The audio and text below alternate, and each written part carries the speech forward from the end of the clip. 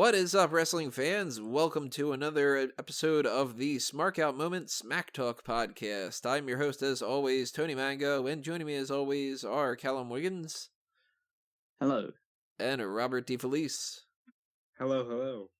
So, if you can't tell by the title and all the stuff on your screen and all that by now, this episode is Wrestling with the Past. We only really usually do one of these a year, sometimes two if we get a chance to, but we always want to do one when it comes to the WWE Hall of Fame class that we are getting in that particular year. It's the best kind of thing for us to do a Wrestling with the Past to revolve around.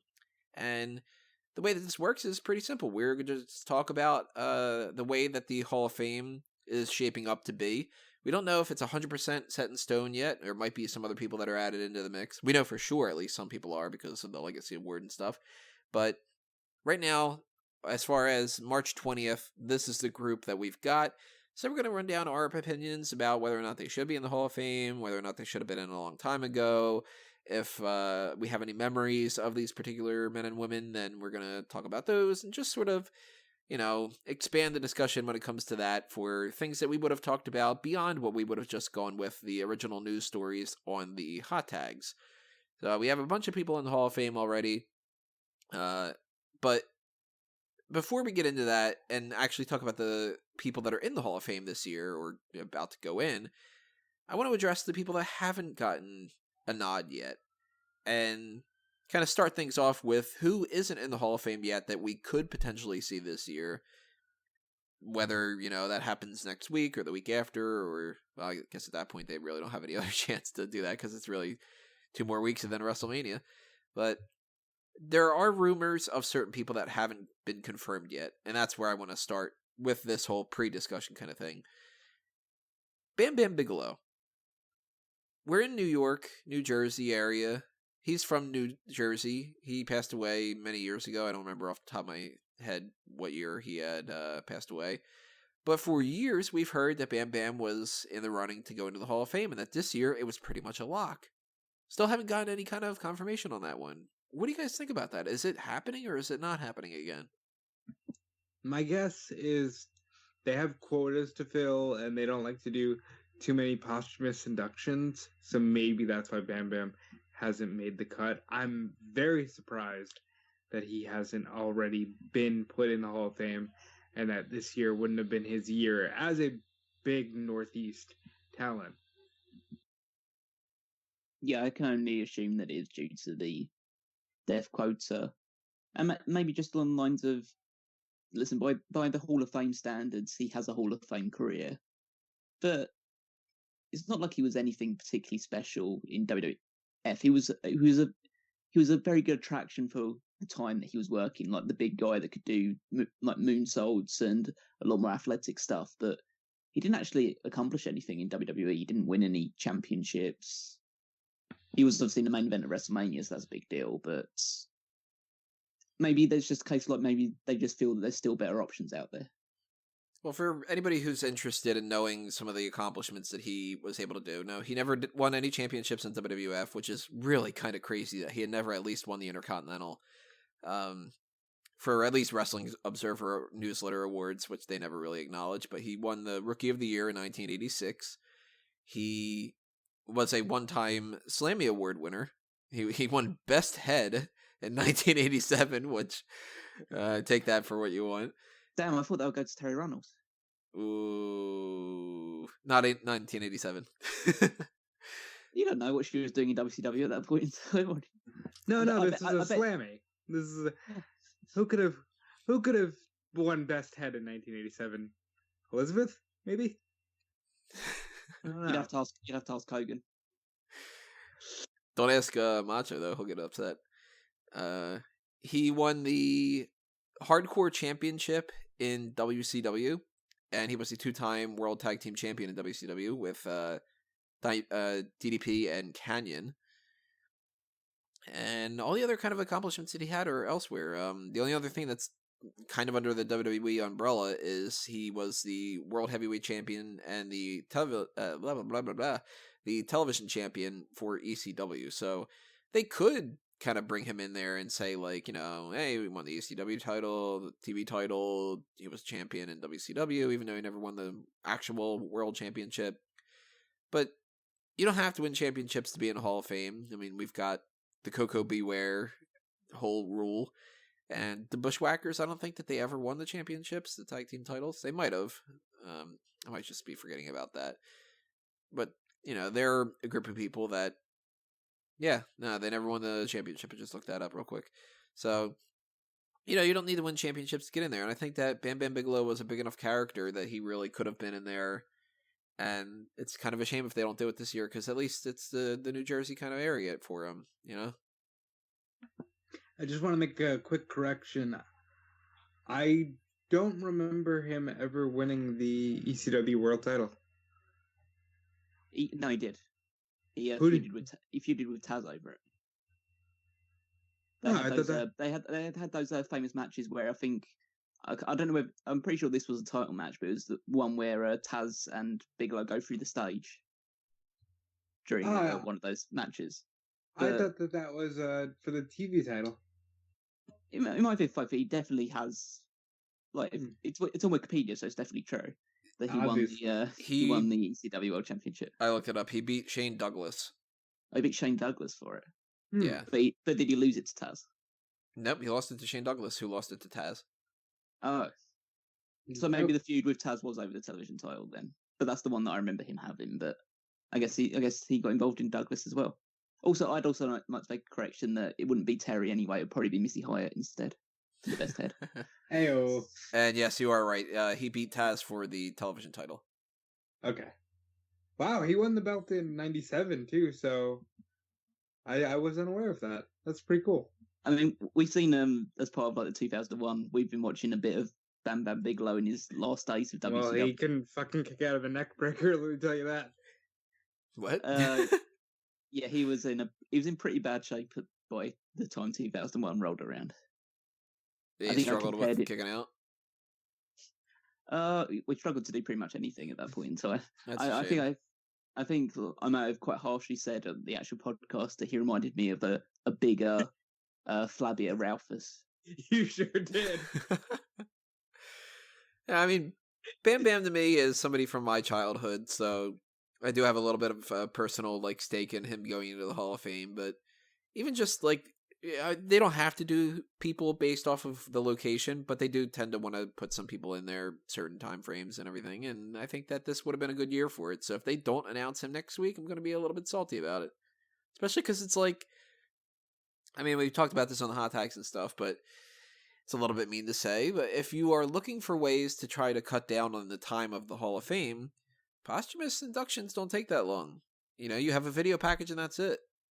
You could induct a lot of people into the Hall of Fame in a particular year, and if half of them have passed away already, then, suddenly one Stan Hansen promo is going to take up the time as inducting 5 people, So it's not like they don't have the time. They have the network. They can figure it out. I think WWE doesn't like to give the impression, especially with people that were wrestling around about in the 90s or the 2000s that are dead, that they don't really want to give the impression that there's a company there's an industry where people die young all the time. And it's very much it's definitely greatly reduced nowadays, but around about the 90s, the early 2000s, they have a quite considerable list of people that passed away due to whether it's drug abuse, suicide, injuries, anything along those lines. It's just, I think they try and distance themselves from that as much as they possibly can. So I at this point in time, I don't know if we probably see Bigelow in the Hall of Fame for maybe another 5-10 years or so, when they feel that enough time has passed where it's that's the distant past and we're beyond that point now. We've future legacy award person. I wouldn't go so far as that, really. I think the legacy award is something that Triple H pretty much put in to try and get real Hall of Famers in that people don't know about. And I think Bam Bam Bigelow has enough character and personality that he will end up getting his own spot in the Hall of Fame. But just as a bit more, when there's a bit more distance to the point where WWE can look and say, there was a lot of mistakes made at that point in time. If it's ever brought up or anything along those lines, I'm sure most people wouldn't reference it. But if someone in the media says, "Well, he represents like one of these people that wrestled for WWE in the '90s, got into drug addictions or whatever, and passed away very young," they can kind of say, "Well, it was a different time because it happened like 20-something years ago." If Bam Bam does get in, and if they do have inductees, have somebody induct them in, because that's another thing that we're going to talk about. Who do you guys think should be given a speech for Bam Bam? Taz. I'd probably go Taz out of the available options. Well, that's funny because Taz is one of the other people that has been rumored to be in the Hall of Fame this year because of the whole New York connection, and yet no buzz about that happening yet either. So Taz might not go in this year either, and that's very strange too because why not? You know, I mean, it's obviously come from a bit more like my era with Taz, but based on like a mixture of his accomplishments and the stuff that he was doing both as a wrestler in ECW and then in WWE and then as an announcer for WWE and then Impact Wrestling down the line as well, I feel like his impact is slightly more greater for me than Bam Bam Bigelow. But that's just like my perspective because I wasn't watching in the early 90s, whatever. He is more of a WWE guy for certain kind of, I don't know, like qualifiers. He won the Hardcore Championship 3 times. He won the Tag Team Championship once. He was a commentator for a bunch of years on SmackDown. As far as the ECW side of things go, I mean, you can run that down to FTW Heavyweight Championship twice, World Heavyweight Championship twice, World Television Championship twice, Tag Team Champion 3 times. He was the 4th Triple Crown winner in ECW. So, I mean, ECW based alone, he's a Hall of Famer. And with this being around this area, you would think that this would be a good time to do that because right now, the Hall of Fame doesn't have an ECW representative out of it. And that's kind of strange. Well, they have Foley. No, I mean for this year. Oh, okay, just for this year. Yeah, like Taz, kind of going along the lines of what Callum said. For our generation, he probably means a little more. I definitely think that Bam Bam deserves it, and that Taz will be around for, many years. But maybe with Taz, you do want to get him in while he is still alive, so he can give a proper speech. And as far as who would induct him, I would go with Michael Cole. He would be one of my 3 options, I would think. Cole, Tommy Dreamer, and Paul Heyman. Yeah, I think that they're all good options. I would like to hear Michael Cole outside of commentary for once, so I'd like to hear what he had to say about Taz. Those options would be pretty. I think they would all work. It would depend on what Taz would want as well. I could see them bringing Bubba Ray Dudley in for that. That's another one, well. yeah. That's a good point. Or maybe Devon, because he's obviously tied to the company more. Or both. But Bubba was the better talker. Yeah, you could do both of them. Maybe Rob Van Dam, if they haven't burnt all bridges with him. I don't think that they would want him to do a speech. Just the way that he's not really much of a talker. Yeah, maybe not. Maybe Spike Dudley, because they won the tag titles together. Yeah, maybe. Okay, now I think we're reaching.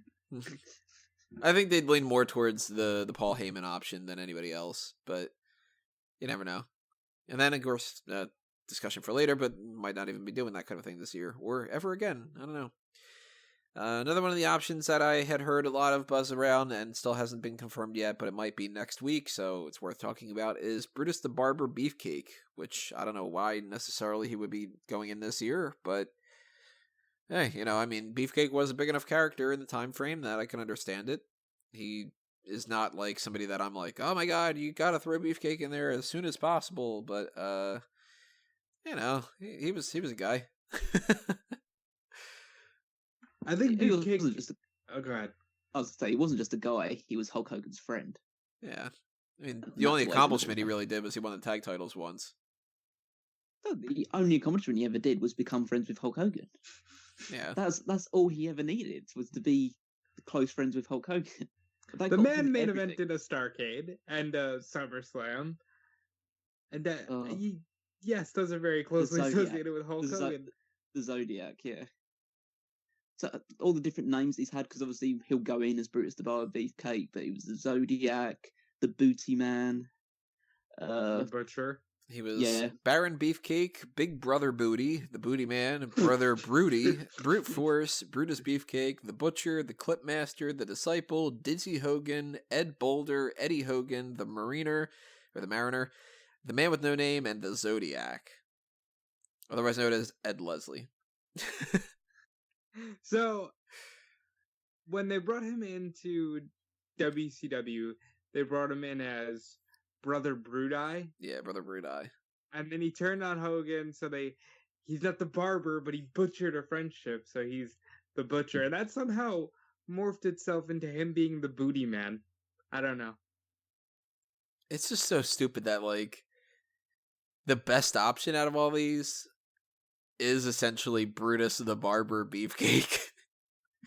Because, like, even Dizzy Hogan is like, what the fuck is Dizzy Hogan? And, well, I guess Ed Boulder isn't bad, but, like, who's going to be like, man, we got to induct the Clipmaster? You know, like... Like, I'm just, like, looking... Like, he debuted in 1977. And he sucked his entire career in terms of actually wrestling. Like, I mean, I can't say that I've watched an entire body of his work, but from the stuff that I have seen, this guy was...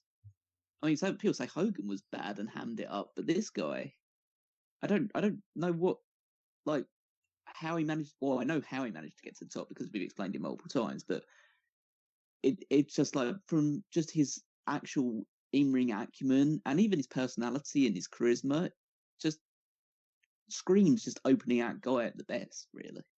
Well, see, you might compare him to Hogan, but you gotta remember he's working with a negative point scale because he's Dizzy Hogan. So he's coming in dizzy. You know, he can't really wrestle all that well. A stupid gimmick. Dizzy Hogan. Out of all the things to call him, you could have called him Ed Hogan. Like, what the fuck? They have Eddie Hogan on there, and they didn't go with that. They went with Dizzy Hogan. It's like, I really love the fact that you brought that around as to try to explain why he was a bad wrestler. Well, because he's dizzy. Yeah.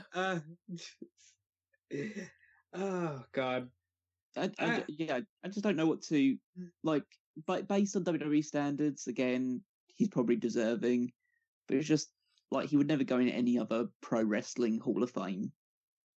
No, and even if you go with the whole idea of championships and stuff, which the Hall of Fame doesn't necessarily need to be like that, because then you start getting into the argument of, well, Mr. Perfect never won the world title in WWF, and when it's like, well, he didn't need to, and he was still a big enough character, and he would have if it would have been a split, and all the other kind of things like that. But Brutus the Barber Beefcake is like, I just can't imagine that he's one of those people that there's this groundswell of support that people are like, man, he's got to go in, like, so soon, you know? Like, they didn't get a chance to put Vader in there, and Vader deserved to be in the Hall of Fame way before Beefcake. I also feel like for a lot of people, Beefcake is one of those guys that they assume he's already in. So when he goes in, it's going to be like, really? This guy wasn't already there? Because everybody assumes that the Hogan and Friends era are all already in the Hall of Fame. Yeah, he kind of feels like he should have been one of those people that was inducted back in the time frame where they used to induct a lot of people at one shot. Like, the year that, like, didn't Hogan go in the same year as Brett and stuff? Hogan went in the same year as Piper and, like, Jimmy Hart, and they did get a good year of, like, wow, this is that rock and wrestling era. But Brett went in the next year. Trying to look up that information now. Hogan went in with people like you say, Piper, Orndorff, Iron Sheik, I think Volkov, Jimmy Hart, and Bob Orton. Yeah, so that's like that's a hell of a class. That is a great. It's essentially WrestleMania 1 went in 1 year. Yeah, with some extra people on the side like that. But I mean, the year before that, 2004. Big John Studd, Don Morocco, Greg the Hammer Valentine, Harley Race, Jesse the Body Ventura, Junkyard Dog, Sergeant Slaughter, Superstar Billy Graham, Tito Santana, Bobby the Brain Heenan, and Pete Rose. Like, that's a big fucking group in 2004. And it seems like that's almost like, you threw in, like, not to crap all over Tito Santana, but, like, you threw in Tito Santana, and you threw in Don Morocco, and you threw in Greg the Hammer Valentine, which They all, deserving in various means. It seems kind of like Brutus Beefcake should have been one of the people in those kind of years, Well, you mentioned Greg Valentine. That was his dream team tag team partner long before he was even the Barber.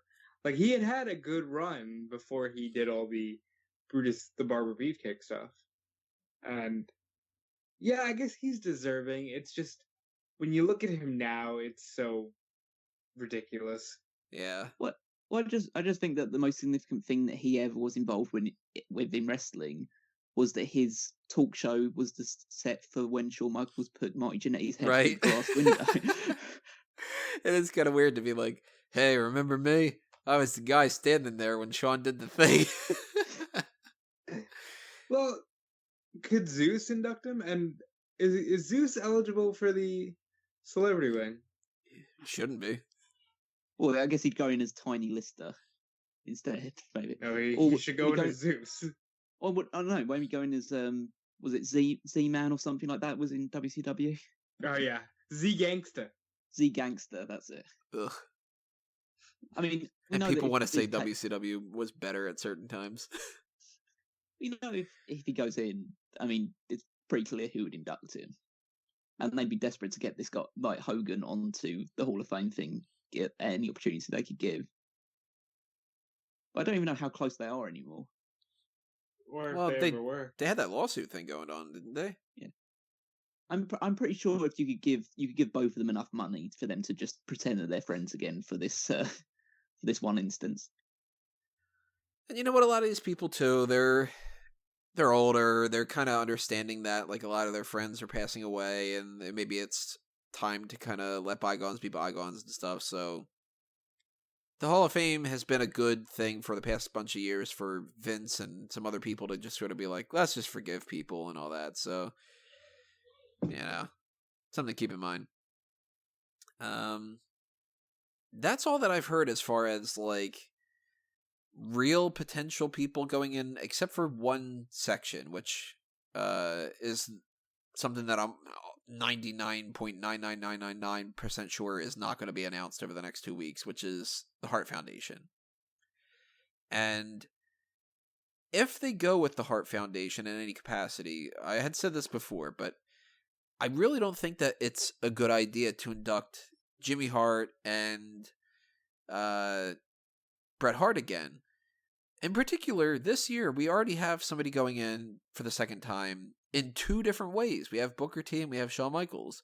We don't need 2 more people going in and have 4 people that are in the Hall of Fame this year that have already been in the Hall of Fame. So I'm really hoping that if we get some kind of a Hart Foundation announcement in any capacity, that it's the group that includes Owen and Bret and, well, not Bret, but Owen, Bulldog, Neidhart, and Pillman. I think if we get anything, which I don't think we're going to get anything, but I think if we do get anything, we're going to get just Neidhart, and maybe that's actually why they didn't want to go with Bam Bam. That could be. Because there is the rumor that they're supposed to keep speeches to 15 minutes this year, and I think Natty only needs 15 minutes to talk about her dad. Well, he was special. They clicked really well. He had to have an opponent. But he also had to have a partner. Stan Hansen's still alive, right? Yes. Yes, he just stands up in the crowd and he's just like, he had to have an opponent. Yeah, I'd be okay with Jim going in. He definitely deserves it. I mean, we're talking about a Hall of Fame class that includes Torrie Wilson, and that may include Brutus Beefcake. So yeah, Anvil deserves it. Yeah, Anvil should go in at some point, and I don't see why they seem to be so insistent on him having to go in as part of the group. Because by that own admission, it's the idea of like, oh, he has to go in as part of the Hart Foundation. They're just surreptitiously saying that, okay, so he doesn't actually deserve to go in on his own. Right. But how bad do you have to be to not deserve to go into the WWE Hall of Fame?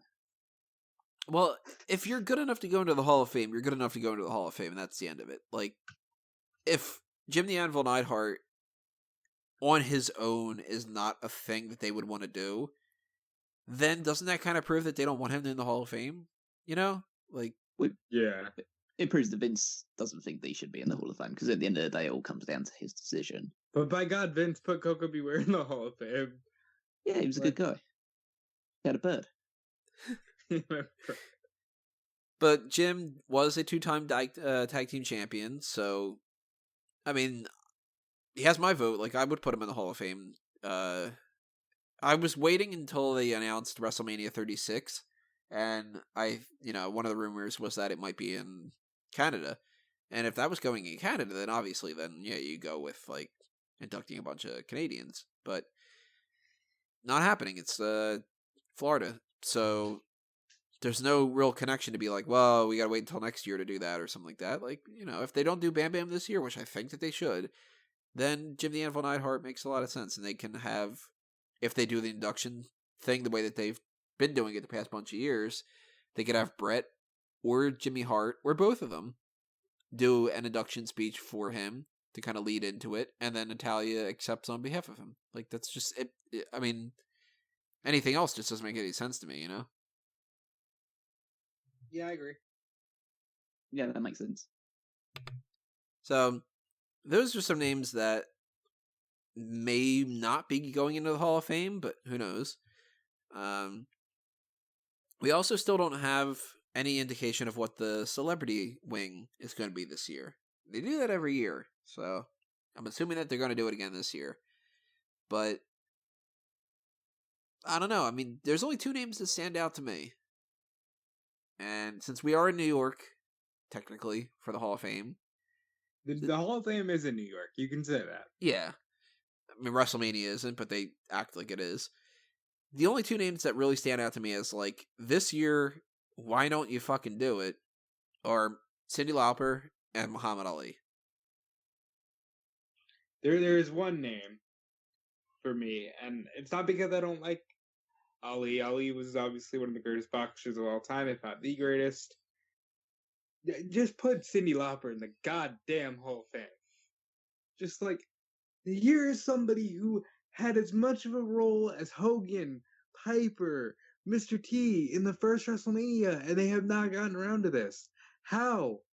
You put Kid Rock in the Hall of Fame. I mean, fuck. This is one celebrity that actually deserves it. And he didn't just do the WrestleMania 1 stuff. He had his whole Antonio Inoki, Gorilla Monsoon. There's a history behind this, so... He's talking about Ali, this stuff. I guess he's talking about Ali, I'm talking about Lauper, but either way, they're both good. Well, you were saying you didn't think about Ali. That's I'm taking it in that direction, sorry. Oh. So, yeah, it's those 2. Like, they pretty much have to, right? I mean, Callum, you're on the same page about that, right? I mean, they'd both be deserving. I'd still primarily put my focus onto Andy Kaufman.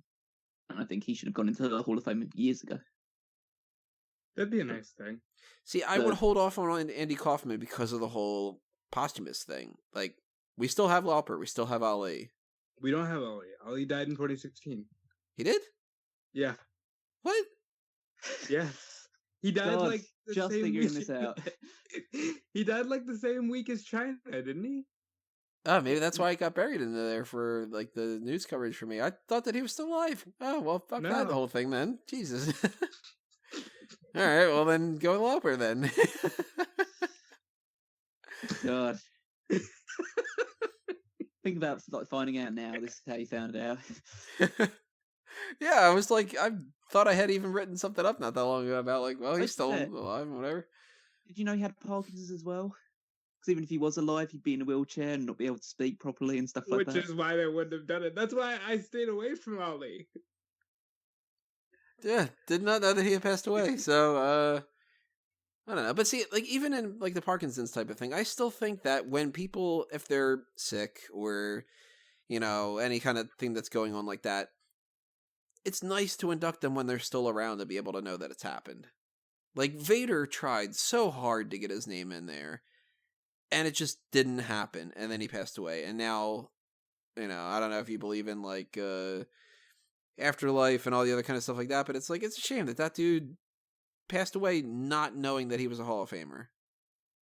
Do you think he cared? Yeah, he definitely cared. Yeah, he pushed hard. What, to be in the Hall of Fame? Vader, yeah. I mean, mean, Muhammad Ali probably doesn't really, but Oh like, yeah, no, that's what I'm talking about. Ali. Sorry, I thought we'd moved on. oh, We I had thought moved on to someone else. we both thought you were talking about Vader. So Oh, Cyndi Lauper, Vader you think she definitely cares? did, all right, so Vader definitely did. I think Muhammad Ali would just be a case of like, oh, he probably wouldn't have known it was happening even at the time. So as callous as that may sound, but Vader should have gone in the Hall of Fame as soon as that he made the announcement that he may have been dying in the next couple of years. He should have been in immediately. Yeah. That now that I have that new information, I'm stamping my foot down on Cyndi needs to go in instead. I would accept one other name for the celebrity wing, and this has nothing to do with New York, but Fred Durst. Just because why not? No. That's all I have to say is no. It makes sense. He should go at some point. We're gonna do things his way. It's his way or the highway. My God, he was in WWE's favorite band for like 5 years or whatever it was. And yeah, until Saliva came around. Where's Saliva nowadays? Because they don't care anymore about them. Well, the lead singer left, so I think when they lost that lead singer, they lost WWE. I was just gonna say, you're gonna tell me this fucking guy died too? I don't want to search Fred Durst and see that he's dead, but something like that to come up just like in the next couple of minutes. Just in like some sort of breaking news. Well, I mean, there's other people that you can toss out for the celebrity wing. You know, they could put out Floyd Mayweather. They could do Shaquille O'Neal. They could do... I mean, they're not going to, but Lawrence Taylor, Maria Menounos. You know, there's a lot of different people, but... I don't know. Kim Kardashian. Ugh, no. Snooki. The Cyndi Lauper thing to me, it's like, if it doesn't happen this year, they're almost like trying not to put her in. Which is really strange. I would also accept David Arquette. Well, that'd be an interesting one. Put a former WCW champion in the Hall of Fame.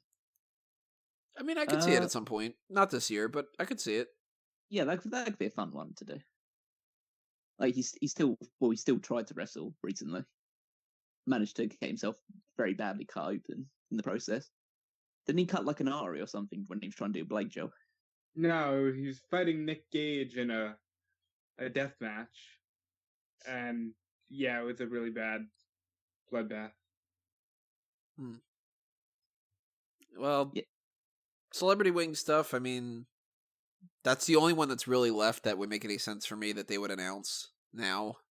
Because we do have only 2 weeks left. And as far as I remember, they've never in the past inducted or announced somebody to be inducted that week of WrestleMania. So whoever we get next week, I'm assuming is the very last one. Outside of the Legacy Award, which we'll get to that in a minute.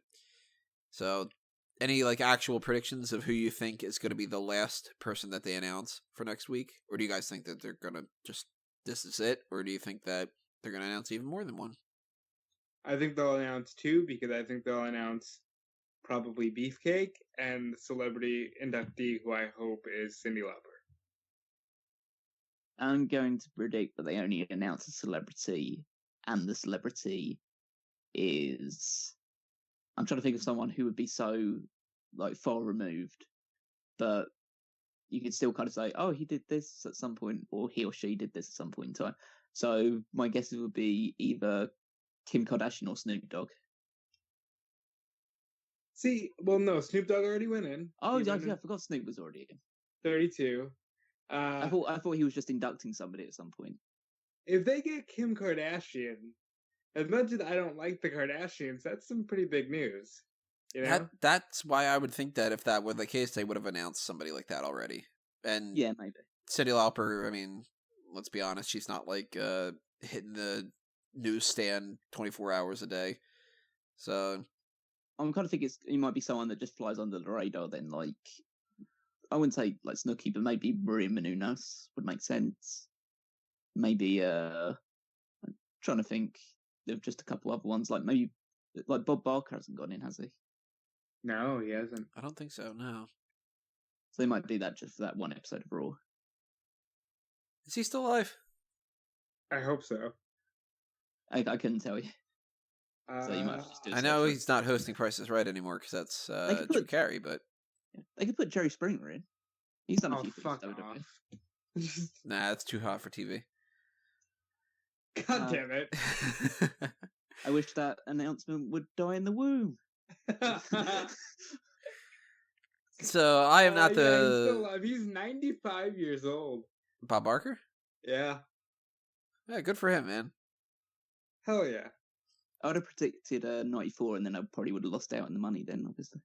Well, if you would bet $1 ahead. Yeah. So yeah, no, you'll win the money as long as you come in under.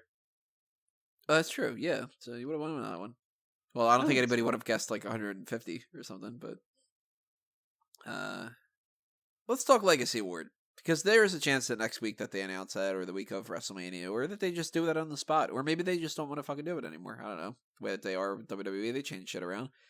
I am not the person that can really give you a whole list of Legacy Award people, because to me, that old time wrestling is not something I'm ever actually interested in. So one of the only names that I can think of that I could see them putting in the Legacy Award instead of going separate is Bruiser Brody, because they might not want to call attention to a lot of that and just be like, Bruiser Brody, yeah, he was a part of this thing, and like, you know, kind of just do that.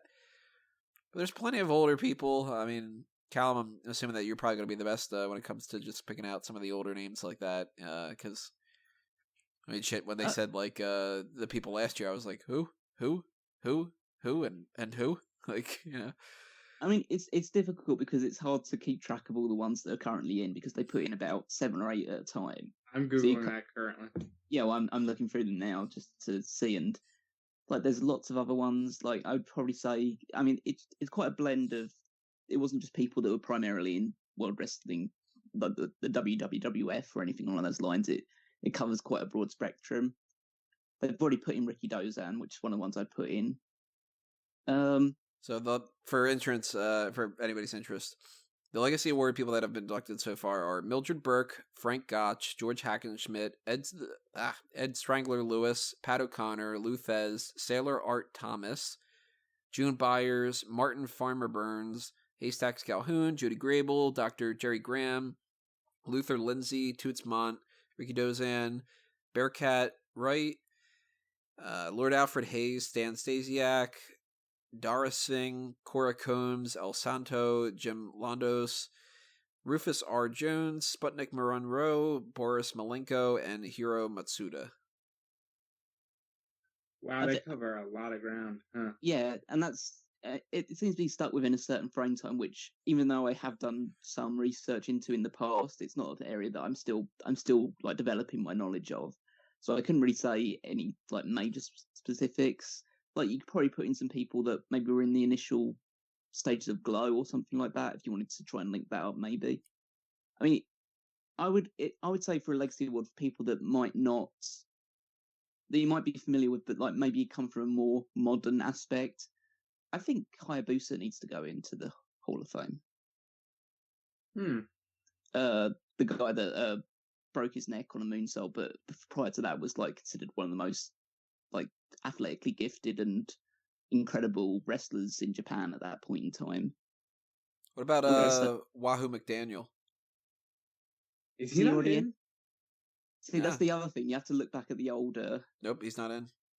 Okay, then. Oh yeah, then definitely Wahoo. Yeah. Danny Hodge isn't in. Oh, and Danny Hodge absolutely needs to go in. Looking through the names of people that I actually would recognize, because, like, I mean, I don't know Edouard Carpentier.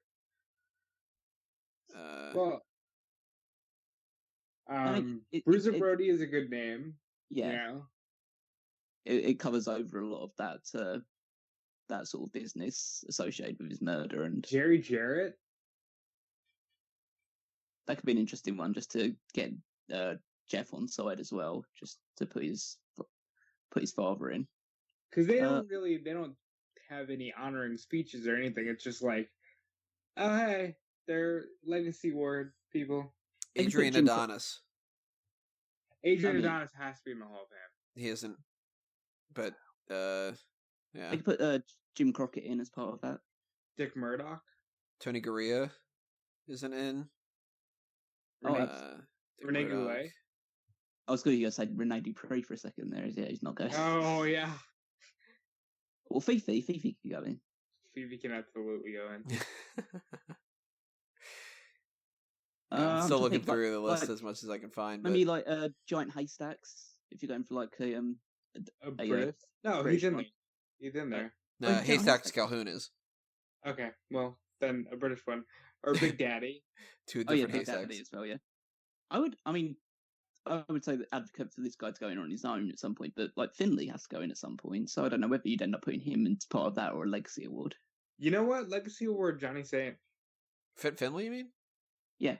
No, he's separate on his own. For sure. Oh yeah, but I just I just wonder about the fact of most of his accomplishments were in like a British scene from quite a few years ago. So I would put. Oh, what about this one? Art Barr. Oof, no. There's all that rape stuff. He can't do that. Well, what about Chavo Sr.? Is he not in the?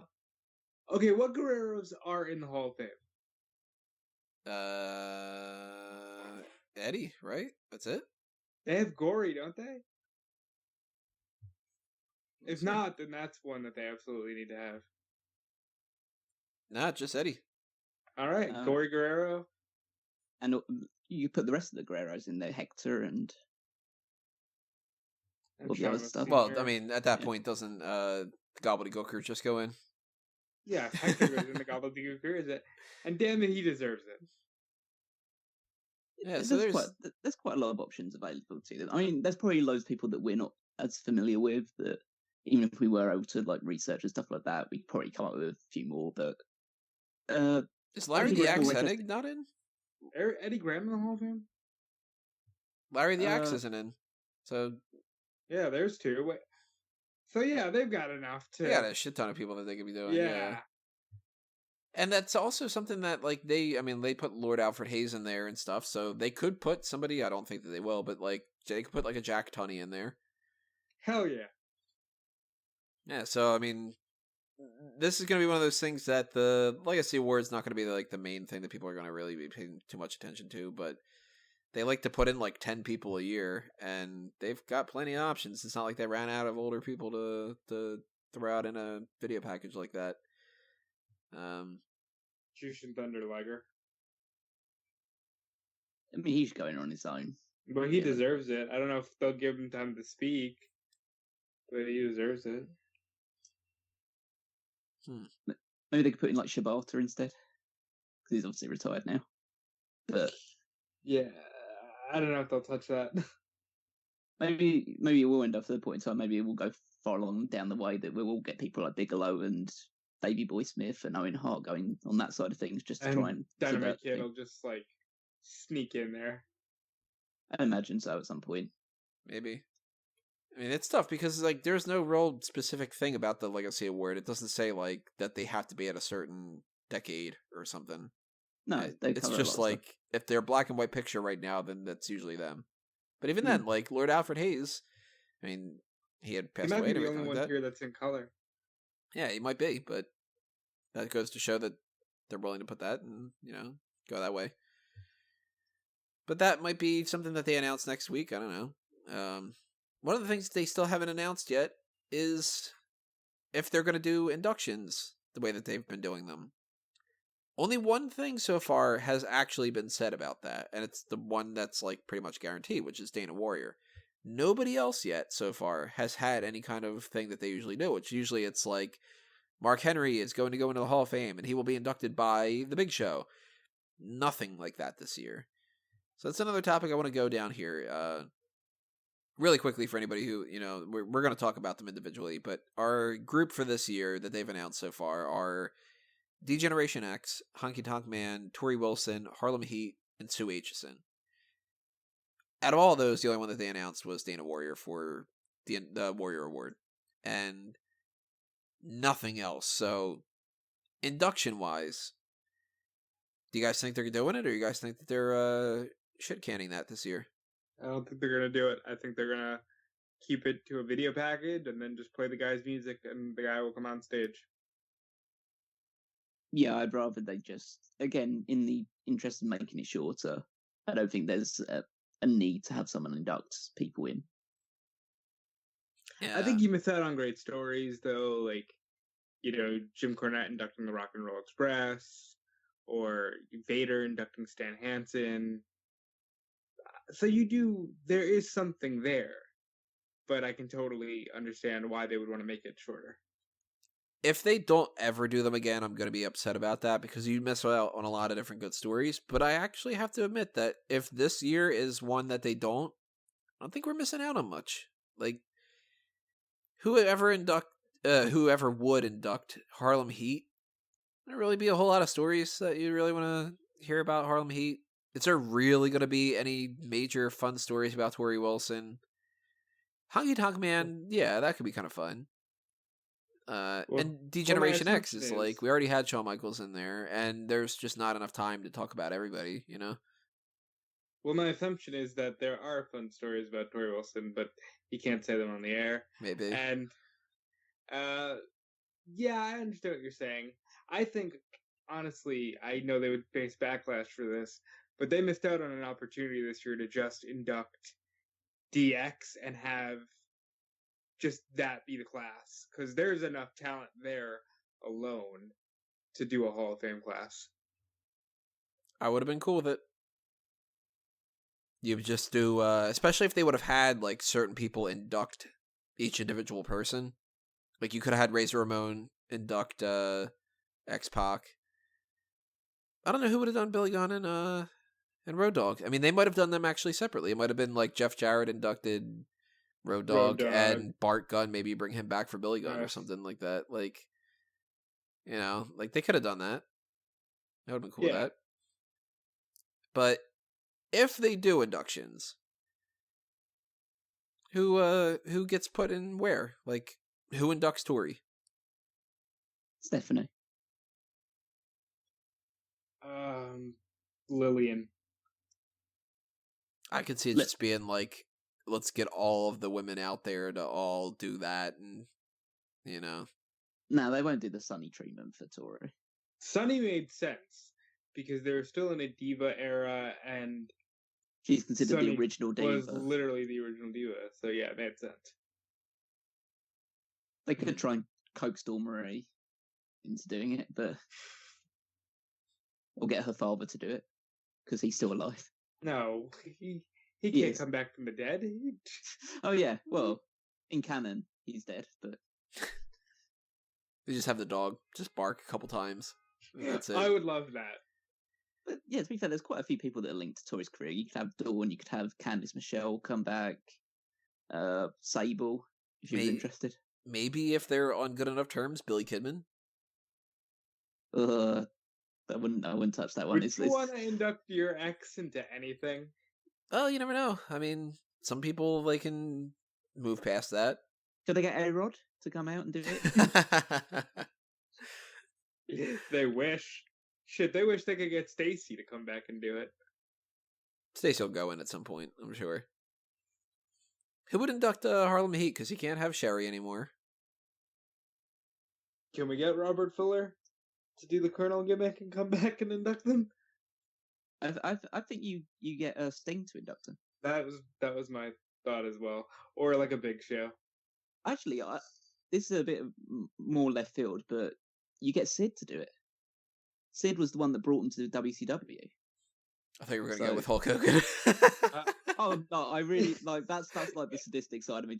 Like, I heard someone like talk about it because I don't want to credit it as like my idea, but I heard someone say they should get Hulk Hogan to do it, and then Hulk Hogan at the just induction just says, "Hey, Book, I heard you were looking for me." Or heard you were coming for me, or something like that. It's like, when I heard that I was going to be inducting Harlem Heat, I said, I'm coming to... Wait. Oh, no. Can't say that unless it's a phone recording. Yeah, I'd pay good money for that. But in all seriousness, I think WWE would do what they always do and just stick the New Day in this role because, hey, you're a black tag team. Hey, you're a black tag team. And They could do Ducks. that and talk about how like they were meaningful for them in their formative years and stuff. But I think that the fact that we haven't gotten any kind of announcement for this means that this is just not happening, which is kind of strange because I would think that they would at least want, in any other year, Honky Tonk Man would definitely be somebody that would need somebody to induct him. And that could be so many different people. Jimmy Hart would be the first one that I would think. If it's not Jimmy Hart, it's Jerry Lawler. Yeah, it's those two. Like, kind of has to be, right? Yeah, I would think so. I think you could get Steamboat, the guy that he defeated to win his Intercontinental Championship. Is Butch Reed still alive? I'm gonna vote no, but I don't know. Does anyone know? I would love Butch Reed to just be like, yeah, so I was supposed to be the Intercontinental Champion, and I didn't make it to the building, and this guy held it for over a year. Ladies and gentlemen, the Honky Tonk Man. Butch Reed is still alive. He is 64. I would love for like a full-on Family Guy, ladies and gentlemen, Mr. Conway Twitty, to get to the Honky Tonk Man. You know? See, I would hate if they were to do something like have the inductions happen like that this year and put Elias as the one to do Honky Tonk Man.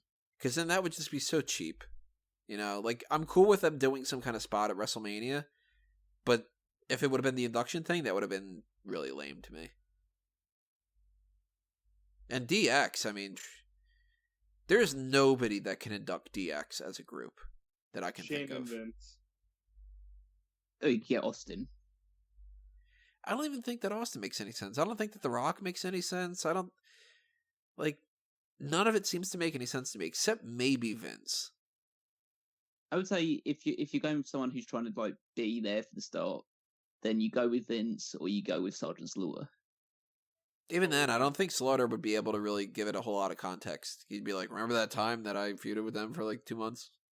That's why I said Shane and Vince, because you get it to like that. They have history with the 99 DX, but a lot of modern fans will remember, Shawn and Hunter doing the Vince and Shane parody and stuff like that. Unless they went with the Click. And it was like, let's get Hall and Nash to do it, yeah. Yeah. But, which that'd be cool. Well, even so, they don't link to DX. They link to DX because they're friends with Shawn. Right. No, they link to DX Shawn, Triple H, and X-Pac. They link to DX because they're the NWO, and they can say, we were kicking their ass. The same spiel that they give every WCW thing. We were kicking their ass, and then along came DX, and they saved the WWF, and the war was won. Yeah, I think that story comes off better if Vince says it. And I think that just means that they're just not doing it this year. Which, out of any of these years, then you know what? At least this one, the only one that I'm really feeling like we're missing out on is some stories about Honky Tonk Man. Because the DX stuff, each individual person, yeah, but there would never be enough time to be able to do. Let me tell you this fun story about Sean Waldman. Let me tell you this fun story about Road Dogg. It would take the entire night, and unless they did the whole thing as just them, it would never do it justice. So I'm kind of cool with it not having the induction things this year and them playing around with it. But next year, I definitely want them to bring that back. But we do know at least Dana Warrior is going to cut an induction speech. She's going to do that for Sue Aitchison. So let's talk about the Warrior Award. We've said, I'm pretty sure every single person that has ever been on Smack Talk has the same argument of the Warrior Award is not the Warrior Award that he wanted. And it's a shame that they don't actually go with what he had said, because if anybody wants to remember back, Ultimate Warrior was talking about how there should be an award for all the people that are backstage that don't get any credit, that are people like, one of our go-to examples is always Jim Johnston, who created music for decades in WWE, and that they just push them aside and everything, and they're not in front of the camera, so they don't get the same acknowledgement. And the same even goes for somebody like a Kevin Dunn. As much as people like to crap on Kevin Dunn and stuff like that, he deserves to go to the Hall of Fame. And yet they turned it into a PR thing. It became let's induct people that have nothing to do with WWE, like the football player from 2 years ago. Can't remember his name. Yeah. Just because it's an inspiring story, and wouldn't that kind of be nice to have somebody in there and stuff? And I think that that's really nice, but it's really stupid too. And it kind of ruins a little bit of the Hall of Fame because it's like, well, it is a pro wrestling Hall of Fame. Why are we inducting people that have nothing to do with pro wrestling? Especially because like you can't be like, oh, because the induction speech is going to be so great, and then for him to be like, yeah, you know, I play WWE 2K every once in a while, and it's like, oh, god damn it, you know what I mean? Ignore the siren in the background, everybody. Sorry about that. Sue Aitchison, though, I'm going to read this for anybody who doesn't really know and didn't really follow the whole thing that went on with her whole backstory. It says, this is their breakdown for Sue Aitchison. A WWE employee for more than 30 years, she's widely credited with spearheading WWE's community outreach programs. Over the course of her storied career, she built a long-term partnership with Make-A-Wish and helped grant WWE wishes to more than 6,000 children. Aitchison also pioneered the WrestleMania Reading Challenge. She is going to be the recipient of, or she has been the recipient of the Make-A-Wish Chris Gracious Award. I don't really know what that is, but... So she is somebody who is kind of the spearheading person for these community outreach type of programs and stuff. And that, to me, is the good transition between those two different types of the Warrior Award. She actually is somebody who has been an employee in WWE and has done things for the organization. That makes sense, you know? Like, that's good that they're inducting somebody like this woman. I'm actually all for it. I love this. I think, by all accounts, she's a really good person, and it seems like Warrior is actually getting what he wants here, and I'm just going to turn it over to Callum Wiggins. Oh, I'm not going to repeat the thing that I said Okay. earlier. Because I don't want to associate. I don't like the fact that there's an award that's based around like really good things associated with that man. But it's just a case of, if they're going to do it, they might as well give it to someone who is very much worthy, and like someone who's been in the company for like decades at this point, is involved in so much with the Make-A-Wish Foundation, the community outreach stuff, the fact that she probably has to arrange so many events with so many wrestlers at so many different times, so she works probably quite tirelessly to get involved with all this stuff. So yeah, it's good to have a long-standing employee that's done a lot of good things for a lot of people getting a recognition like this. Very Absolutely. rare that that type of person actually gets acknowledgement too, because so many times that if somebody's like one of those nice people, they get like walked over and they get forgotten about, and it's like the, what's the phrase, the squeaky wheel gets the grease. Yep. So somebody like this, it seems like I'd never heard of her in my entire life until they brought her up, and that's kind of a shame a little bit, you know, because she probably was working really hard to make these things happen, and all of the kids with the Make-A-Wish and all that, like, that's actually like something that I for the first time since the well, I like Jarius was fun, but since the Connor induction, this is gonna be the first one where I'm actually gonna be like, okay, I'll actually like watch this and pay attention and, you know, feel good about it. Because whatever, what was her name? Hoda, the Kathy Lee one. It was like, the hell's that all about? The woman that had breast cancer, right?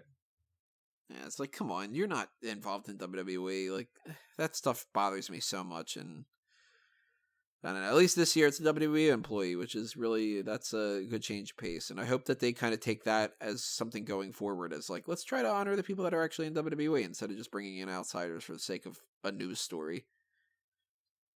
But I'm going to go along the same lines as I do when they induct children in this case. If the crowd act like assholes, then stop doing the Hall of Fame in open public areas. Yeah, if you can't shut your mouth for 20 minutes, then get the fuck out of the arena, you know? Yeah. So let's talk about the actual crew that are going in the Hall of Fame this year. The 4, like, names that are going in. Let's start with Harlem Heat, because what the fuck, that's the first thing that I just saw on my list. Booker T's already in the Hall of Fame. So it's kind of strange that they're going in again. I hate the idea that we have 2-time Hall of Famers. I think that it's really stupid. And to be perfectly honest, I don't know if I really think that Stevie Ray deserves to be in a Hall of Fame. So I'm actually kind of thumbs down on Harlem Heat going in. Booker T, definitely. And I'm very glad that he's a Hall of Famer. Stevie Ray, I don't know. I don't want this to sound too mean, but this really does come across like they had another idea that might have fallen through and they're reaching here. Because Stevie Ray never even did a single match for WWE as much as I know. And Booker T, yeah, he's great. Deserves to be in the Hall of Fame, but he already is. So do we really need Harlem Heat here? Granted, they are huge in WCW. Like, no disputing that. They won the tag team championships 100 times or whatever it was. 10 times. 10 times. Like, that's a big deal. Like, they were a big fucking team there. But that was WCW. And they never really give WCW the same type of weight as WWE, because after all, it is the WWE Hall of Fame. So apparently he was a 7-time television champion? What? Oh no, I'm looking at the wrong thing on here. He was a 1-time one. Booker got it 6 times. Yeah. I think as a tag team, they're deserving of a Hall of Fame induction, just because they've won the belt so many times and was such a established unit throughout the entire run of WCW, especially on Nitro. I like the fact they're going into the Hall of Fame just because of the fact that it gives people a chance to talk about their origin story in WCW, which is hilarious in itself. Mm-hmm. So in case nobody obviously knows, they were originally brought into as Harlem Heat. Well, not even as Harlem Heat, but known as Kane and Cole. And they were brought in by Colonel Rob Parker, with the story being that he won them in a poker game. I don't think that they're really going to be mentioning that part. well, hold on. And Ole Anderson, who was the head booker at the time, wanted to do one of two things. He's either going to A, have them dress up like fried chicken, because you've got to be fucking kidding me. You've got to be fucking kidding me. That could not be real. That's as far as I'm aware, that's true. Jesus Christ. All right, hold on. Yeah. For everybody, this is true. Go on the network and watch the Legends Wrestling Roundtable for bad gimmicks. And the other one is they're going to be called Black Guys and Change. Black Guys and Change. I guess the change being Colonel Robert Parker. And then obviously there's a thing which, as far as I'm aware, was never recorded, or at least the video has never gone live, of their original debut coming out by Colonel Rob Parker in prison outfits with chains around their wrists. And oh my god, what the fuck were they thinking? They were... Ole Anderson, in particular, was very, very out of touch. I can't... Just in context, this isn't the 80s, this is 1993. Yeah, this is the year I was born, and we're still doing this. Even in the 80s. Even in the 70s, even in the 20s, it's like, oh my god, it's just, it's so duh. Yeah, I know. It's like you can't. There's never any excuse for it, but people always will come up with the excuse of, oh, it's a different time back then and stuff like that. But by the time you hit the 90s and the 2000s, it kind of gets a little bit like, why the Mexican calls coming out on lawnmowers and stuff like that. It's just all that sort of thing. It's just smacks of. Just it takes casual racism to the very next level. The fact that there's 5 examples of that is even worse too. That it wasn't one idea that they were like, okay, well, if you're really into racist jokes, that's kind of funny, but we can't really do that. It's like, if they did multiple, well, we got to make sure we go somewhere in that direction. It's like, Jesus, tap dancing Christ. Well, but you have to remember, this is... Ole Anderson's a guy who the top black babyface always had to be a guy like Junkyard Dog, and it had to come across like, yeah, I'm, from the street, and I'm representing that. It was never just like, let's say Shelton Benjamin, who's just a really good wrestler and happens to be black. I mean, with these two, I can understand the opinion about Stevie Ray not exactly deserving a Hall of Fame induction because, let's be frank, he wasn't a very good wrestler. He was a tag team guy in the sense of Booker was the one with the majority of the charisma, the majority of the talent, and Stevie Ray was a decent big guy wrestler that could come in and clean up if necessary. I equate him to a big Cass on the Enzo and Cass side of things, but Enzo wasn't actually a good wrestler either, so can't really. I'm trying to think of a tag team which was one big guy and one slightly smaller guy that did most of the hard work. Bret Hart, Jim Neidhart. Yeah, that's a bit harsh on Jim, but I can understand that one a little bit more. Or like Luke Gallows, Carl Anderson. I think that's doing Gallows a discredit. Yeah, I'm trying to think of one which just not completely useless because Stevie Ray could do bits and pieces, but it was quite evident that when he went on to his singles run and became part of the NWO as the leader of the B team, that he really didn't hold a candle to Booker in the ring by any stretch of the imagination. And Booker obviously deserved his Hall of Fame induction. He was arguably one of the greatest talents that WCW ever produced. Yeah. And in WWE, he had a really good run at the top as well. So it's kind of just a nod to the fact that they were a prominent tag team and the fact that this is in Brooklyn, so they want to put a team that's from Harlem, Book's from Harlem, even though they're both from Texas. That's just the thing, though. I said this earlier with Jim Neidhart, but if WWE feels like they're not good enough to go in on their own, and they need to be a part of a tag team, and if they felt the need that Stevie Ray couldn't go in on his own, and that they needed to put Booker in for the second time, then that goes to show that Stevie Ray shouldn't be going in necessarily. I hate the idea of two-time Hall of Famers. It's so dumb. I mean, it's such a weird position because you just look at it and go, okay, Booker T deserves to go in on his own. Stevie Ray doesn't deserve to go in on his own. Then you enter this really weird middle ground with thinking, should the Hall of Fame have Harlem Heat in it or not? Because Harlem Heat as a unit is much greater than the sum of one of its parts. But yeah, you just end at this really weird middle ground. It's kind of like this argument that you almost have to take Booker out and then put him back in as part of Harlem Heat if you're going to do it. It's like we're revoking your Hall of Fame induction so you can come back in again with Harlem Heat. Because it seems weird that the only two-time Hall of Famers are going to be Ric Flair, Shawn Michaels, and Booker T. Well, I think that this sets a precedent, though. With the Ric Flair thing, it was really strange, and I didn't like it at all that they did that anyway. I think that they could have just inducted all of the other Four Horsemen, and then that would have been it. But now that they're going to be doing this for the third time, it really makes you wonder if they ever do induct Marty Jannetty in there. I was going to go there. They're going to induct it as the Rockers, and Shawn Michaels is going to be a 3-time Hall of Famer. But do you really want a guy in there that almost was in a drunken Facebook post claiming that he was going to fuck his daughter?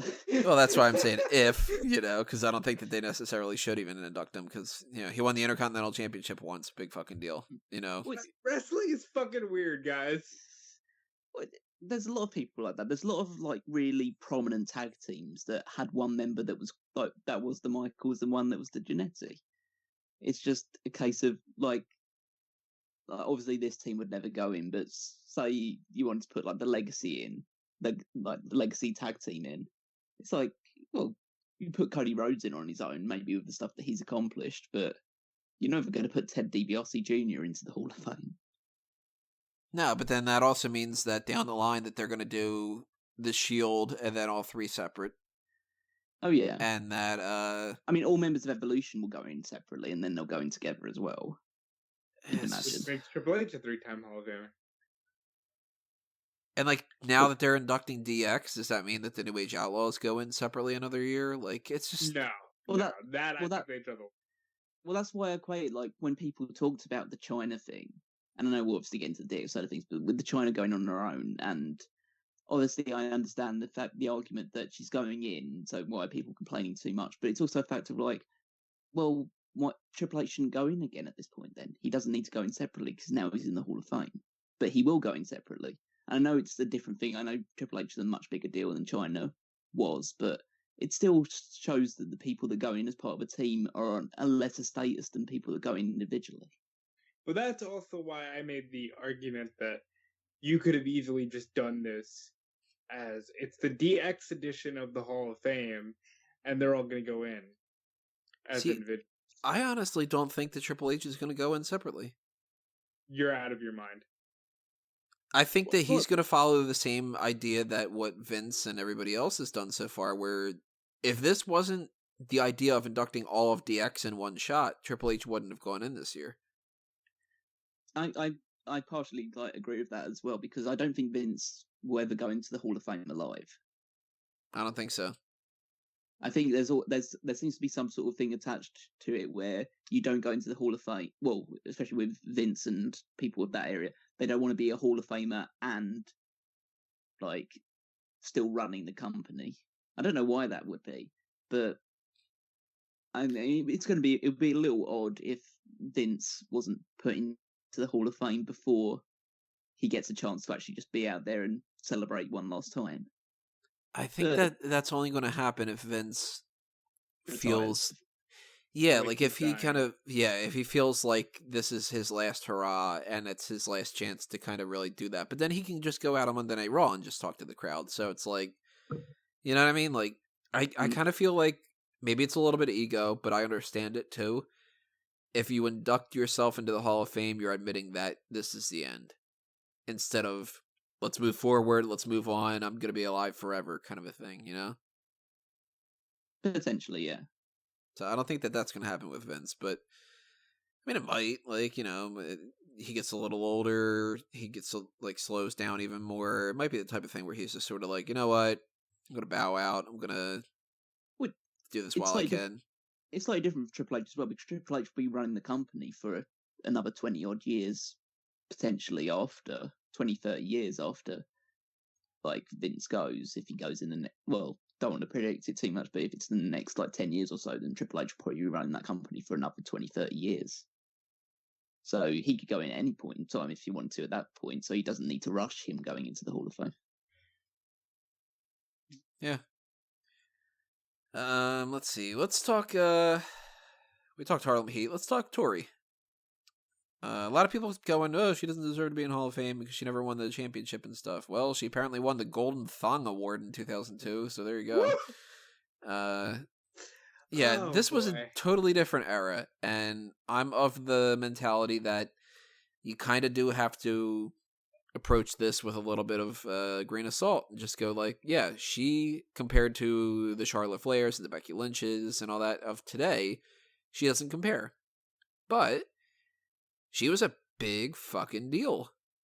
You know, she posed for Playboy. She was one of the main reasons why a lot of people would watch WWF back in the day, because, face it, sex appeal was one of the main reasons why that was popular. Sable did it, Sunny did it, you know.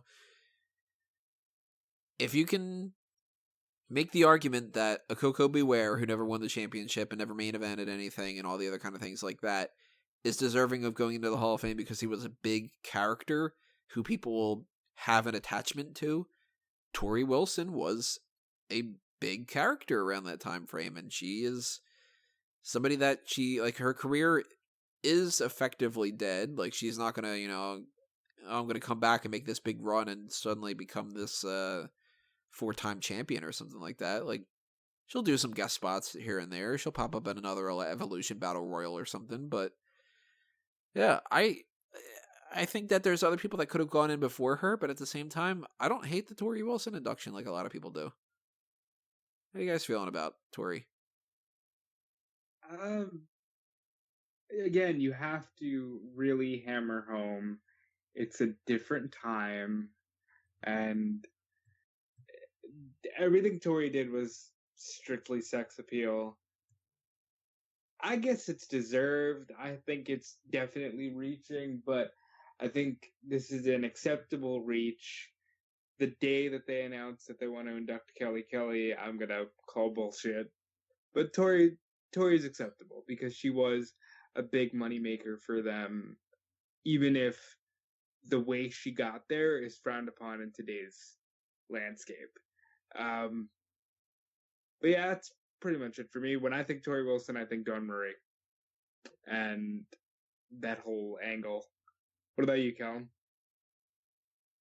By the standards of the Hall of Fame and the fact that Torrie was, like you say, a huge star for that era, she's deserving of the Hall of Fame. You know, we talk about people from around about that time that would deserve to go in based on their wrestling credentials, looking at the likes of Victoria, Molly Holly, Gail Kim, although she'd never accept going in because she hates the company. But yeah, people like Jazz along those sort of lines who were much better wrestlers than Torrie was, but in terms of actual star power, they didn't come close to matching her like charisma. I think the only people in the company at that time that matched her level of popularity were Stacy Keibler, Trish Stratus, and Lita.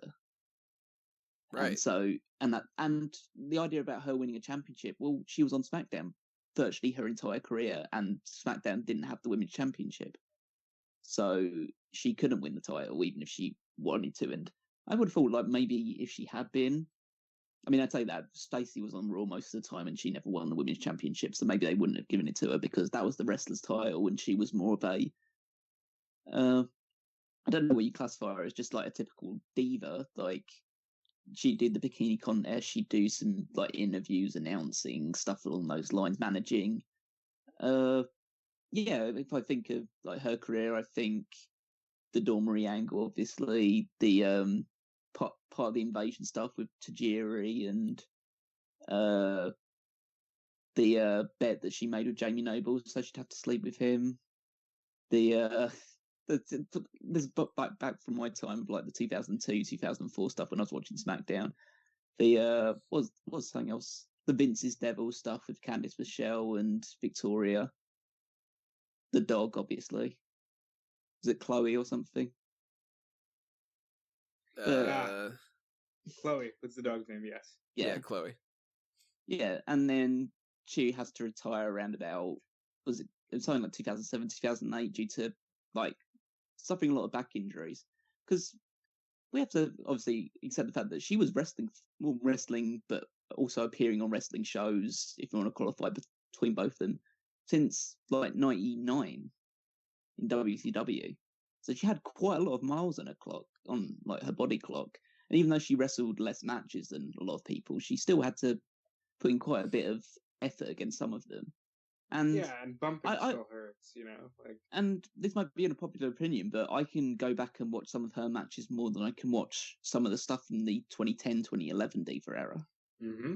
I agree. Like, I put her matches with people like Dawn Marie and Nydia over the likes of the Bella Twins against Eve Torres and Kelly Kelly.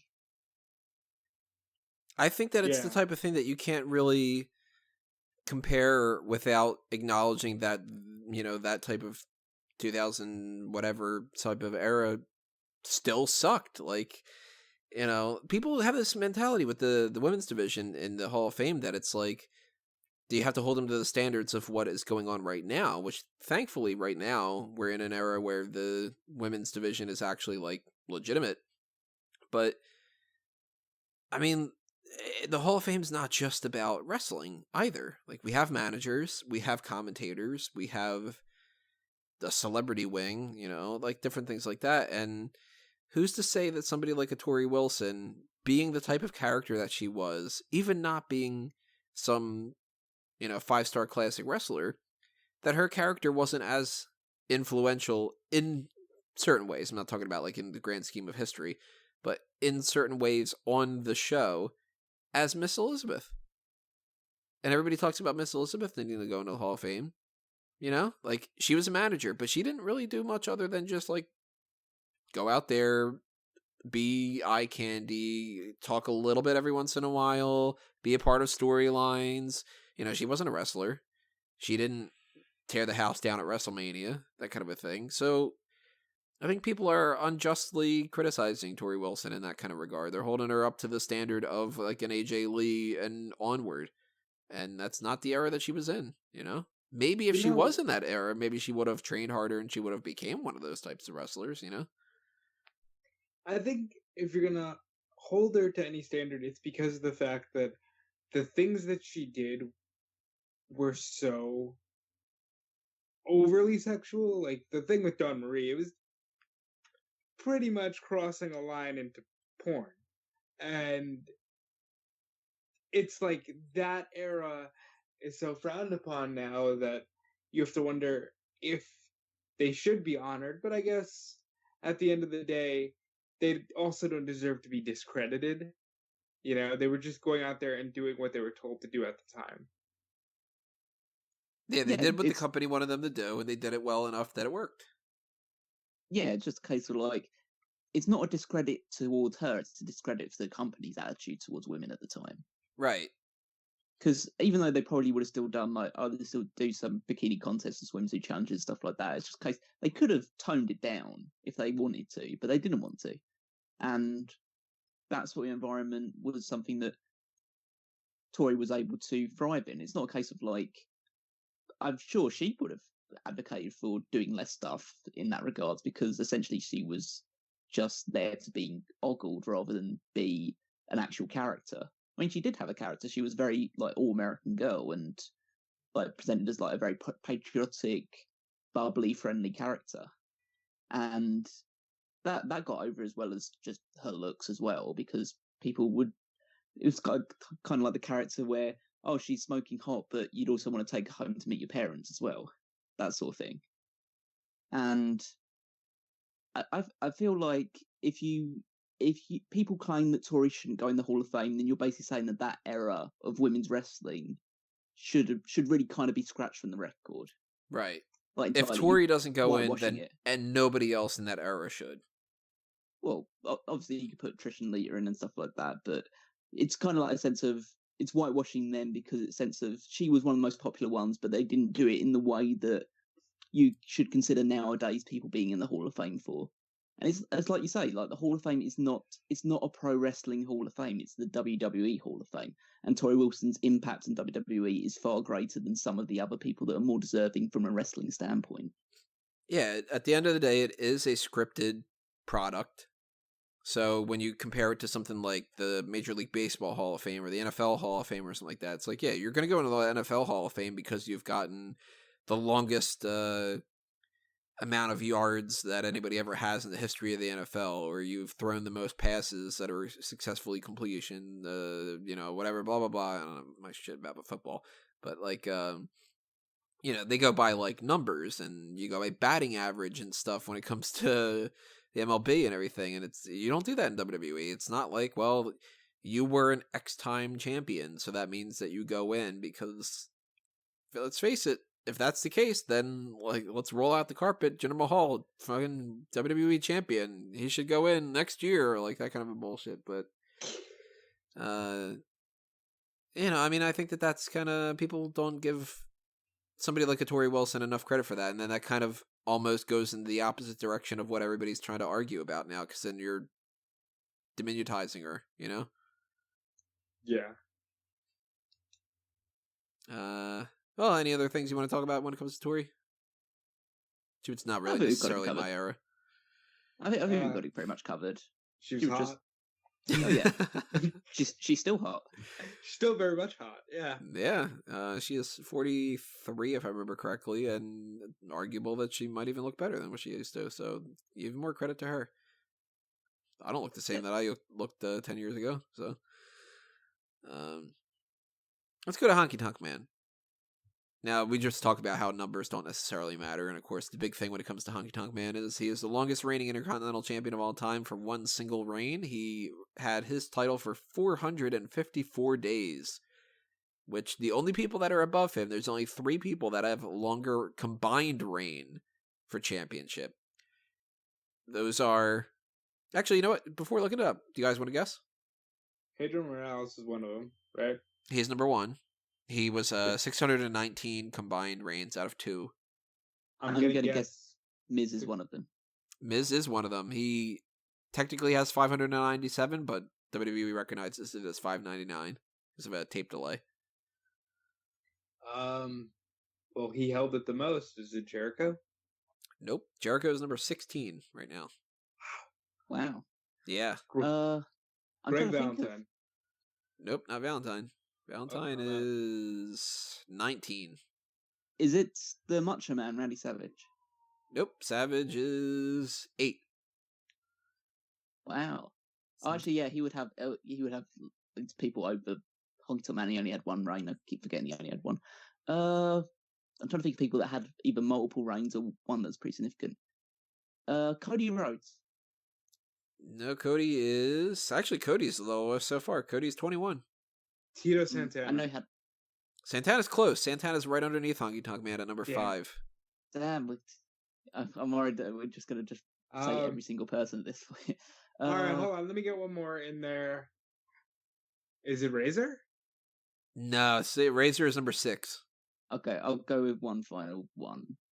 I'm gonna go with. I'm trying to make it good. I'm gonna go with. It might actually be on the older side of things. Don Morocco. That is Don Morocco. Yes, there we go.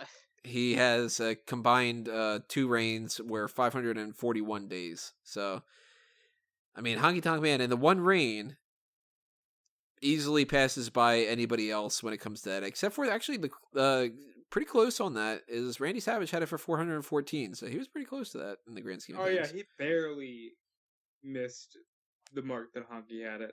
Well, it's the interesting thing about talking about Randy Savage, because Randy Savage was supposed to be the person that cut Honky Tonk Man's reign short.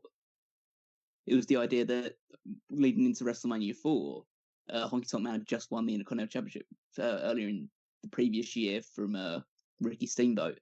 And the idea was that Savage would become the Intercontinental Champion and Ted DiBiase would win the WWE Championship at WrestleMania. Right. And instead, because Honky Tonk Man actually refused to drop the championship on the day that he was supposed to drop it, they decided to just forego that and say Randy Savage would win the championship at WrestleMania instead. Which, if you're Ted, it's just kind of like, oh, God damn it. You know? Yeah, Ted gets a little fucked in this story. Well, it's just like the overarching thing that I have with this is I don't know how Honky Tonk Man got away with that. That is the biggest, like, black. I can understand how he got away with it on the day. I don't know how he managed to get away with it the next day, is the question, or the day after that. It's like, surely after that point, the next thing you want to do is to make him drop the title to whoever, or fire him and really strip him of the championship. Right.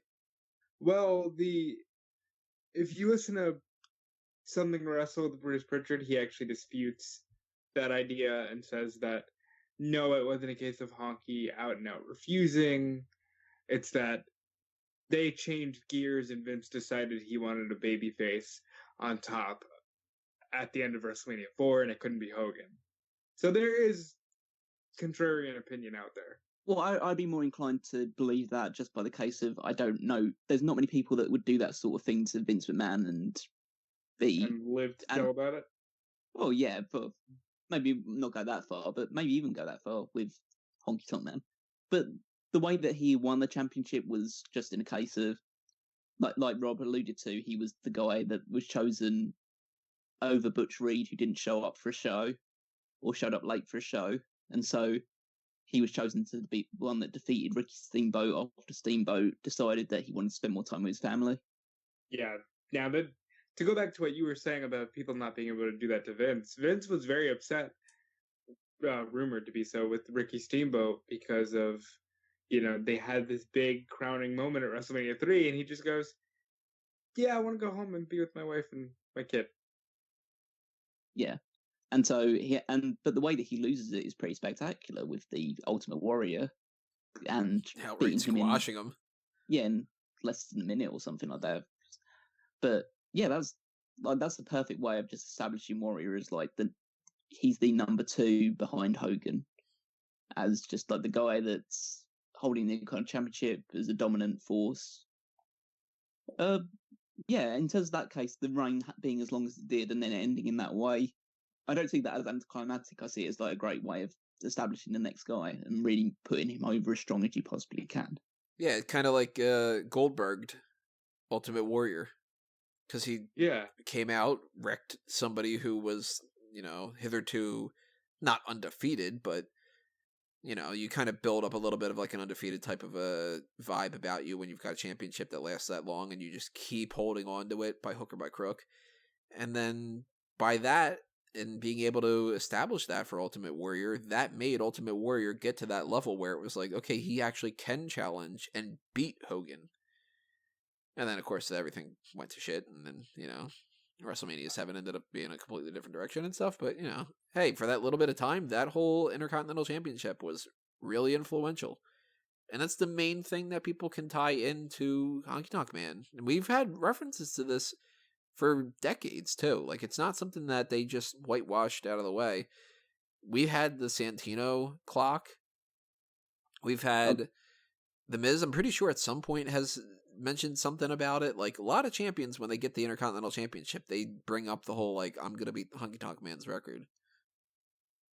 The Honkometer was probably my favorite thing Santino ever did. Maybe not beating it, but he should have come really close. Really close. Yeah, he didn't come anywhere close to it. No, they just decided one day to put it onto William Regal instead. But it's just a case of, it seems odd to me that it was a title before that was held by real, like, serious wrestlers, pretty much. It didn't have the workhorse title relationship that you previously had, that you later got associated with the likes of Shawn Michaels and Razor Ramon and Mr. Perfect holding the championship, but it was still seen as like, this is the big number 2 belt after when they gave it to Pedro Morales onwards. This is the guy who's underneath the main champion. And it's a guy that we would give the main championship to if there wasn't a guy that was slightly bigger and drew more money. So it had like Pedro Morales under, I guess it was San Martino at the time. And yeah, so you just have like the number 1 and number 2 top guys. And it just seemed odd that the one that has the longest reign is someone who just wasn't a very good wrestler. For anybody who's curious, too, about where Santino falls on the combined reigns and everything, remember, Honky Tonk Man in 1 reign, 454 days. In 2 reigns, Santino got 162. All right. That's how low in comparison it was. It's more than I expected. Still, though, I mean, that's like, he had twice as much of a chance and is a fourth as long, essentially. Yeah, a third. But it's quite interesting. Like the chicken shit heel is the one that has the huge reign with the title belt, rather than a legitimate person like a Savage or a Steamboat at the time. And even like a Bret, Bret didn't have the IC title for that long, did he? Well, it's not even that, like, it's just the chicken shit heel thing. He wasn't even like a good wrestler chicken shit heel, like a Jeff Jarrett, for instance. Jarrett was presented as like a cocky son of a bitch, somebody who like everybody wanted to get his ass kicked and all that, but somebody who could get it done in the ring. And Jeff Jarrett is on the list as number 17, 290 days after 6 title reigns. So there have been plenty. I mean, Cody Rhodes had the whole dashing gimmick. Johnny Nitro was champion. Hunter Hearst Helmsley was the Intercontinental Champion, and he was, to a certain degree, a chicken shit Christian, like, varying degrees. And yet, Honky Tonk Man, the dude who's a parody of Elvis, is the one that holds it for well over a year. So Vince actually wanted him to be a babyface. Vince tried very hard to push him as a top face. He saw great merchandise deals for him, and the fans turned on him, and they actually did like a call-in poll where the fans said, no, we don't like this guy, and that's when they turned him heel. They had him get Jimmy Hart and call him the Colonel as an ode to that whole Elvis thing. I think his manager was a Colonel Robert. It's Colonel Robert something. Parker? And no, not Parker. That's the WCW manager. Oh God, that's what earlier. But since we mentioned him, he actually gave Wayne Ferris, the Honky Tonk Man, the Honky Tonk Man gimmick. Yeah, there you go. Colonel Tom Parker. Yes, there you go. Yeah, when he was in Memphis, because he said, Wayne, you look like Elvis. If you dye your hair jet black, because he had the bleach blonde hair, as a lot of heels did at the time, you could be called Honky Tonk Wayne Ferris, and you could just be a ripoff of Elvis. And that's exactly what he did. That's actually how he was able to maintain the gimmick outside of WWE. And, Honky Tonk before WWE had a good career. He did a tag team match. He was in a tag team known as the Blonde Bombers, and they faced Lawler and Bill Dundee. And that match is famous for they end up brawling after the match into the concession stand, and there's mustard everywhere and ketchup everywhere, and that's actually a really famous pre-Honky Tonk match for him from Memphis that you can see on YouTube. And he was also an early member of the Midnight Express. But mostly I think he'll be known as the Honky Tonk Man, and yeah, definitely deserves it. How you guys feel about the idea that he has had like a lot of salty shoots and stuff over the years? That was the kind of thing I was about to just bring up, was the fact of his post WWE career is essentially just a bunch of shoot interviews. And I mean, he's already said in the past that he thinks that the Hall of Fame is like a complete worthless piece of shit, and he's turned it down in the past.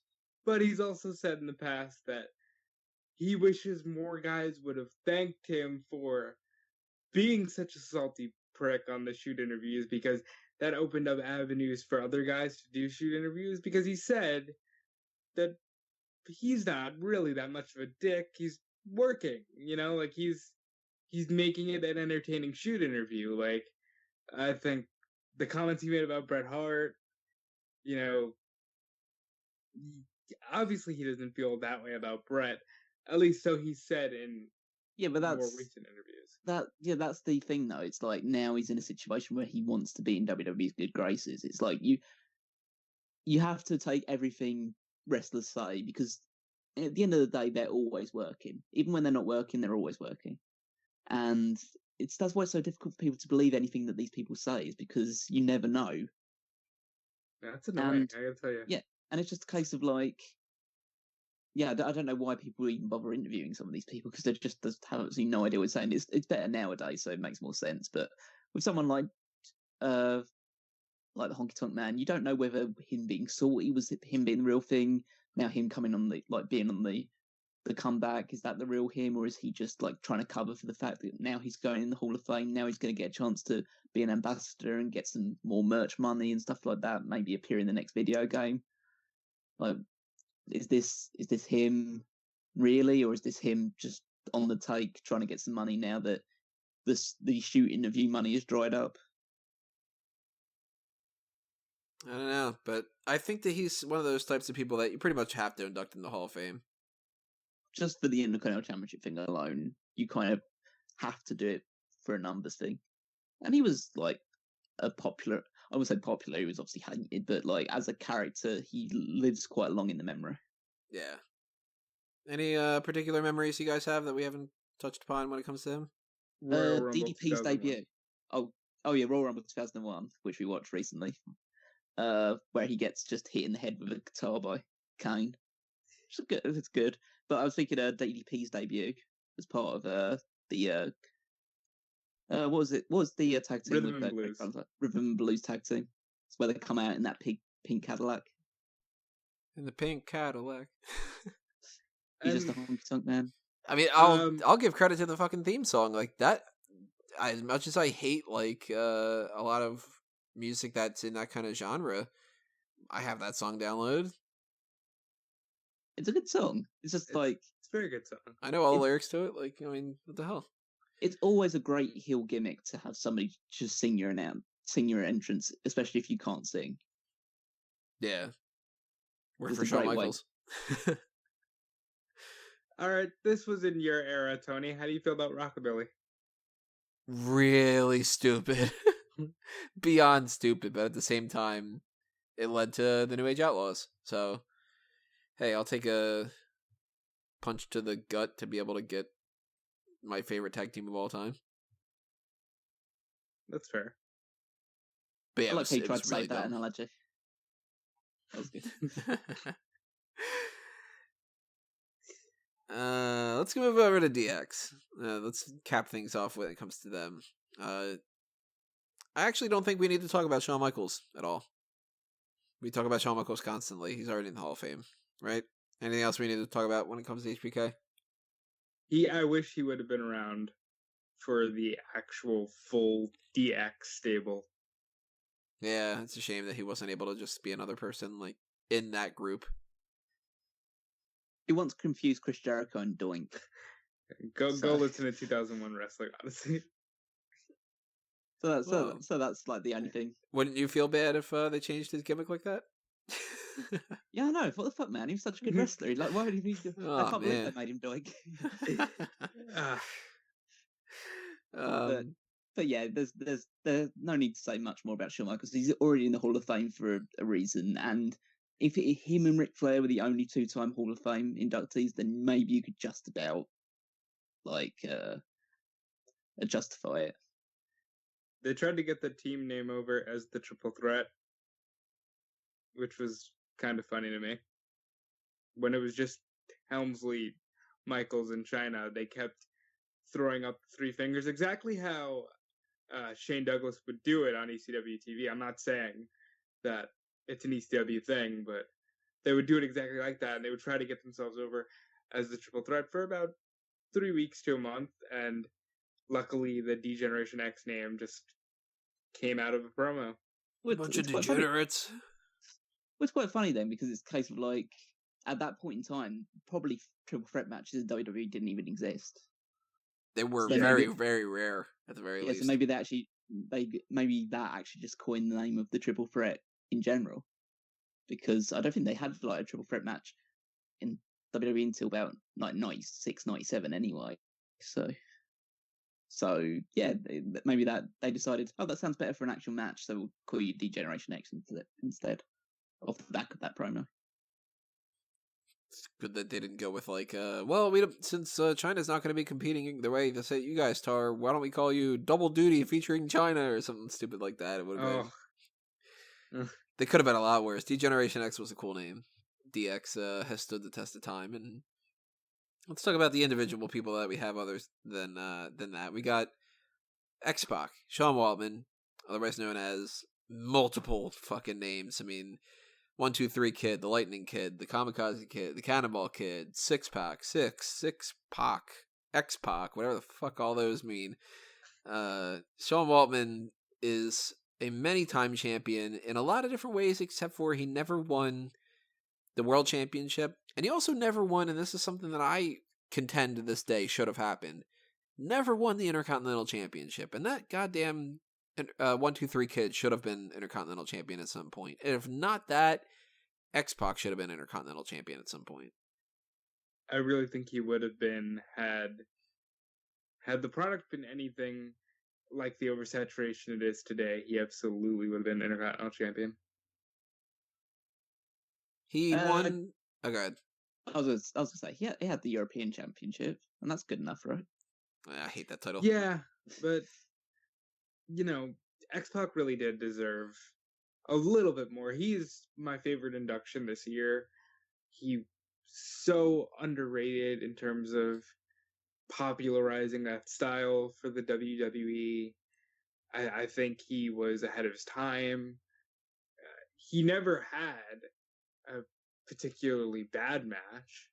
He always did the best with what he was given, and he became one of those guys who they gave him just about anybody they wanted to try. I think the famous story is Shane Douglas came in and they said, all right, we're going to put you with Razor and the Kid, because if you can't have a good match with them, then you don't need to be here, Right. And for anybody who's curious about the championships that he won, just for that kind of reference, in WWF alone, he won the European Championship twice, the Light Heavyweight Championship twice, the Cruiserweight Championship once. This is WCW Cruiserweight Championship, but he won it in WWF. He was a 4-time Tag Team Champion. He won the Biggest Heart Slammy Award in 1994. Slammy Awards are so stupid. How did a Heart not win the Biggest Heart? You know what? Whatever. Well, it couldn't have been Owen, right? This is something that they have under the Wikipedia for the accolades, but I honestly don't remember this. He won the WWF World Tag Team Championship Tournament in 1995. Yeah, he won it with Bob Holly. Yeah, that was when they crowned that championship, right? Yep. Okay. That whole thing was just to lead to Bam Bam versus Lawrence Taylor. For WCW, he won the Cruiserweight Championship once, and he won the Tag Team Championship once alongside Nash and Hall. In Impact, which they don't really count, but he was an X Division champion. And he won plenty of titles elsewhere. I mean, you could apparently he was a two-time Global Force Wrestling, or not the Global Force, Global Wrestling Federation Light Heavyweight Championship, Great Lakes Championship, well, DDT Pro Wrestling. Like, there's a bunch of different things like that, but we don't break down all them. But I always thought that the Intercontinental title was one of the ones that he really should have been given, and it's a shame that he never got that, and of course never will at this point. Yeah, that's probably a level that he definitely attained just due to his popularity for a while. I mean, when you talk about X-Pac, you have to inevitably bring up X-Pac Heat, which is the name is now given to people that essentially is go away heat. You don't want to. You're getting booed, but it's not the right kind of booing. It's booing that you get when you want the person to essentially be off the screen. It's essentially, I would like to rechristen it now as Baron Corbin Heat. And I like both. So I never understood the term X-Pac Heat, or at least when it originated, because I've always been a fan of X-Pac, so I was never like, yeah, get off my screen. But my guess is it came around the time of, like, the X Factor, when he was still basically telling people to suck it, even though DX was long gone. Yeah, essentially he was the one hanger-on, keeping on to the idea that DX existed, despite the fact that Billy Gunn had moved into a completely different gimmick. Triple H was like one of the top stars, and the Road Dogg was probably doing some sort of drugs somewhere in a... Well, I think at that point in time he was probably preparing to debut in Australia at some point, or whatever, with those other like crappy promotions that we'll cover in the rest of 2001. But yeah, 2001 was the kind of time where people just got sick of X-Pac. Like, they were just... I don't think they wanted him to go, they just wanted him to change. Yeah, that's fair. But also, when you talk about like some big moments in his career, you got to talk about the night after WrestleMania 14, where he comes in, where he's part of the clique. He comes in just fresh off of WCW, cuts that impassioned promo, and that's kind of one of the big swinging points of the Monday Night Wars. Like, oh my god, this guy left WCW to join WWF. That's like a big deal. And I remember watching that live and being like, oh, Triple H is coming out here, and he's talking about, you bring in, like, your friends, you bring in your buddies, like, all the other kind of stuff, and then I'm just like, holy fuck, the 1-2-3 Kid, and he's got a beard, and he looks really weird, and they're calling him X-Pac. What? Like, okay, but okay, 1-2-3 Kid's back. Like, it's kind of like, okay, cool. Like, Were you not a fan of WCW at all? Not really. WCW was something that I couldn't watch both at the same time, because remember, kids, this is before DVR and everything. So I one TV in the entire house that had cable, so if you're watching one, you can't tape something on the other one at the same time or whatever. And I would only really watch WCW when I had a chance to kind of flip between the screens and stuff. So I didn't really watch a lot of those, and didn't follow like any of his kind of career in WCW. So when he came back, it was like, oh man, this guy's gonna be like another, like, he'll probably win the Intercontinental Championship tomorrow, kind of a thing, like, Should we also talk about the match with Bret Hart from that episode of Raw for the Intercontinental Championship? WWF Championship. Oh, it was the WWF Championship. I forgot that Bret was champion at that point in time. But yeah, that's I think I remember watching that from like one of those Raw compilation DVDs that they've done, just looking back over the years, and that's I think he's underrated in terms of how phenomenal a wrestler he was. He really was good. And if we're going to talk about 1-2-3 Kid, great matches, I'm going to say Action Zone 94, Kid and Razor versus Shawn and Diesel, so good. All four guys are obviously like the best of friends, so they gelled together. Just great match. One of my favorite tag team matches of all time. And we can't bury the lead here. The 1-2-3 Kid is called the 1-2-3 Kid because he got that win over Razor Ramon on Monday Night Raw. That, of course, major moment in Raw history. Oh yeah, one of the most exciting things, like that was like in the first couple of months of Raw existing as well. So it's just like the idea of a kid jobber defeating Razor Ramon. Yeah, he didn't have a name. Go crazy for that today if some random jobber defeated, I don't know, Bobby Lashley. You know, who would be like the equivalent of him nowadays? I guess when Ellsworth did his thing with AJ. Yeah, maybe the Santino defeating Umaga for the Intercontinental Championship, stuff like that. Yeah, probably that one. That would probably be the most recent one out of that. Yeah, they've tried to capture like lightning in a bottle with that thing, but I don't think they've ever done it as well as with the like 1-2-3 Kid and Razor Ramon. Well, that's because he was the Lightning Kid. Thank you. I thought that's where you're going. He was the 1-2-3 Kid. Yeah, well, insert joke about Cannonball. Billy Gunn and Road Dogg, they are the New Age Outlaws. They both had careers outside of that. I mean, Road Dogg, he was the roadie, but, you know.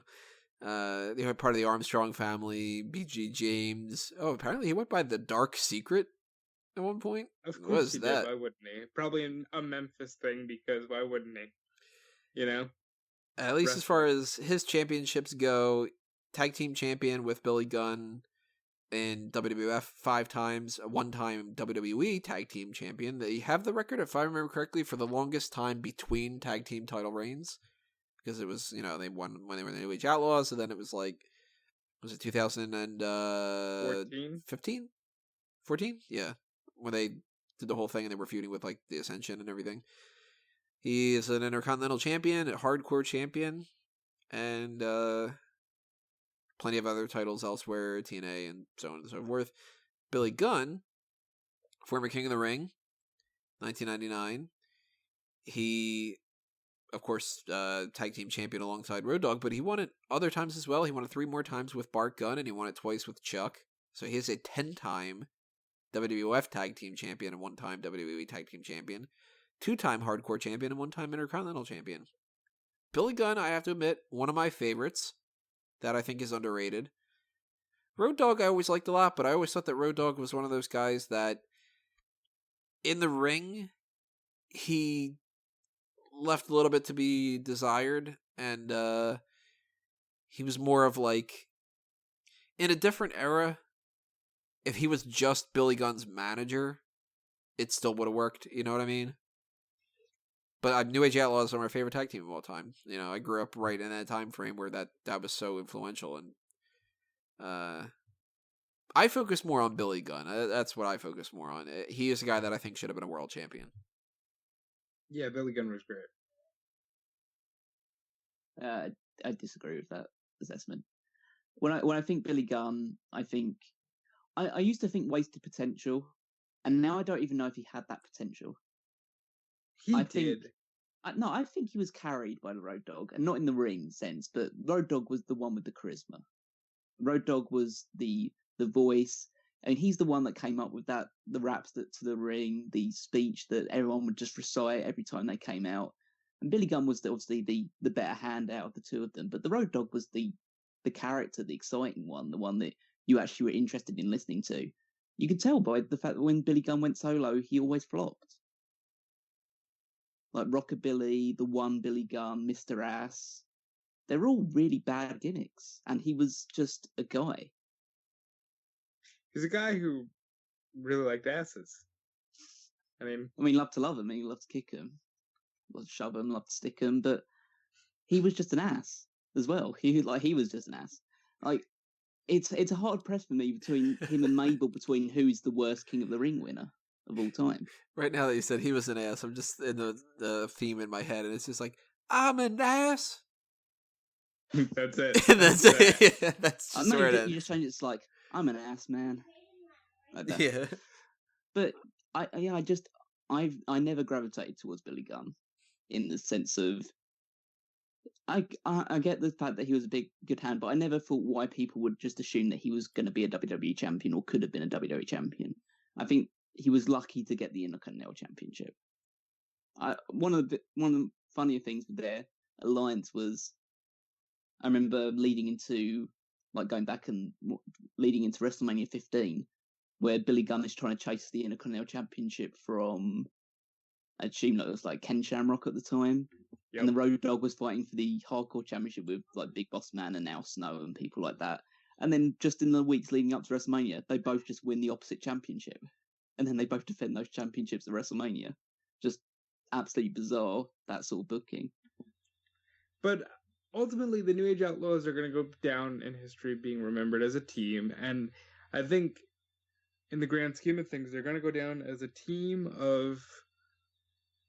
Like, this is a good example of putting two guys together that aren't clicking on their own. And, you know, maybe there's better usages for guys that are on your roster. Because, as we've said, they tried to split them up several times, never worked. But as a team, it worked so well that they were able to come back 15 years later and be champions again.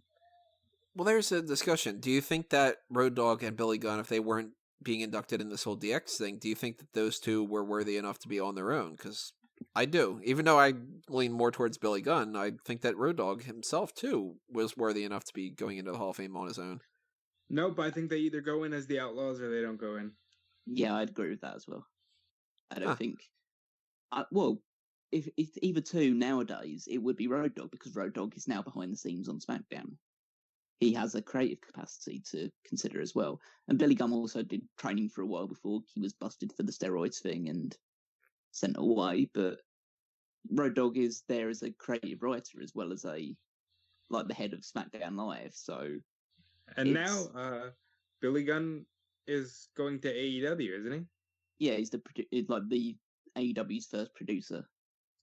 So, with that sort of sign of things, I think they have to go in as a tag team. I don't think they accomplished enough in WWE on their own to be worthy of being in the Hall of Fame. See, given the choice, I'd put them in as a tag team because I do think that this is one of those tag teams where it makes sense instead of like the Harlem Heat type of scenario. But if they would have decided to do them separately, I would have been like, oh, okay, you know, they did enough to me as Intercontinental Champions and Hardcore Champions and so on and so forth that, like, I wouldn't dispute it. But yeah, as a tag team, I mean, New Age Outlaws, that's their biggest thing for sure. Do you think it's kind of like amazing that, like, back in 2000, when Road Dogg was separated from all the other things, he formed a tag team with R-Truth, and R-Truth is still wrestling today, and was recently a United States champion. And looks better than the people that are around his age too. He looks better now than Road Dogg did back then. Right. Crazy. Let's go to Chyna. I'll buy the tickets. Answer joke. A lot of people this year complaining that Chyna should have gone in on her own, and I do agree that Chyna on her own would have made a lot of sense as well. But I am of the opinion that the people that are complaining about that are also losing sight of the fact that she still is going into the Hall of Fame, and it was a very solid chance that she would never have gone in. So it's kind of like, it might not be ideal, but hey, it's happening. Let's celebrate that it's happening, because she 100% deserves to be in Hall of Fame. She is not only a women's champion, not only an influential part of D-Generation X, not only one of the biggest women that ever came into the whole, like, you know, drawing attention to herself type of thing, but she is also the only woman to ever hold the Intercontinental Championship. And she didn't even do it just once. She did it twice. She is the first woman to ever be in the Royal Rumble. She posed for Playboy. We mentioned that about Torrie Wilson before. She was a big fucking deal. Like, I don't think that there's ever been an argument that would make any sense to me of why she wouldn't be deserving of going into the Hall of Fame. Even when they talk about, like, oh, she did porn, and it's like, yeah, who fucking cares? You know? Just a little aside, I find it quite amusing that we have both two Playboy centerfolds going in and a Playgirl centerfold going in Shawn Michaels. That's true. And an ass man.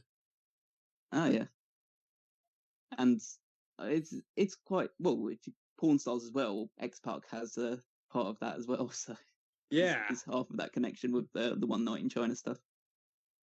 But I always get a bit of an issue with the porn side of things in the sense that I don't know why porn is seen as a dirty word. I know what they do and what they do is like that sort of thing, but it's a case of like it's just a job. Yeah, it's a job.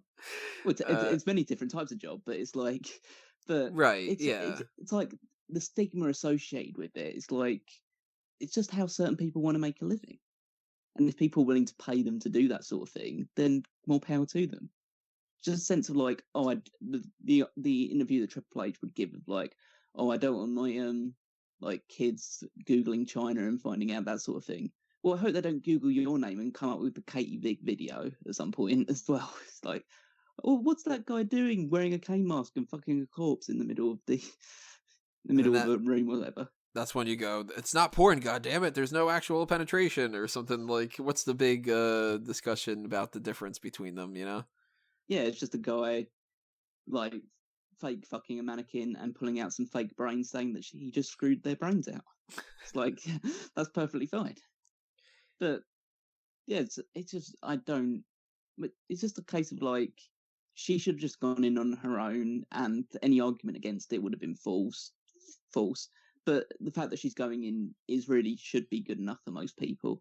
But if there was ever any argument of like DX going in without her because of anything that she'd done alongside that, because let's face it, it's not just the porn side of things. She was a very fragile person in the sense of like drug addictions, the stuff that obviously went through with Triple H and Stephanie McMahon, the sort of rants that she would give, the shoot interviews that she would give against the company.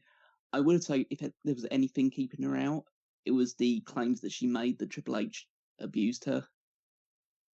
It's probably the biggest thing that would have kept her out, and I would kind of understand that because there's really no evidence suggesting that, and that could be really damning evidence against somebody, especially in this day and age where, rightly or wrongly, if you're accused of that sort of thing, people do hold that against you, whether you have actually done it or not done it.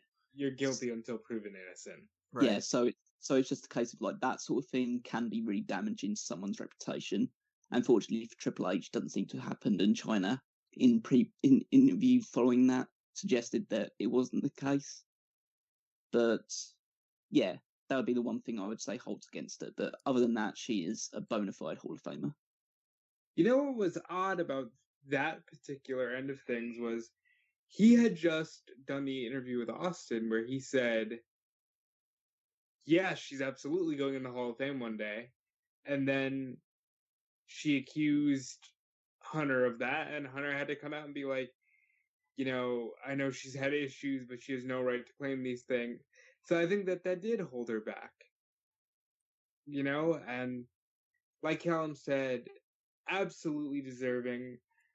Arguably the most deserving woman to ever be inducted in the Hall of Fame, just by her WWE accomplishments alone.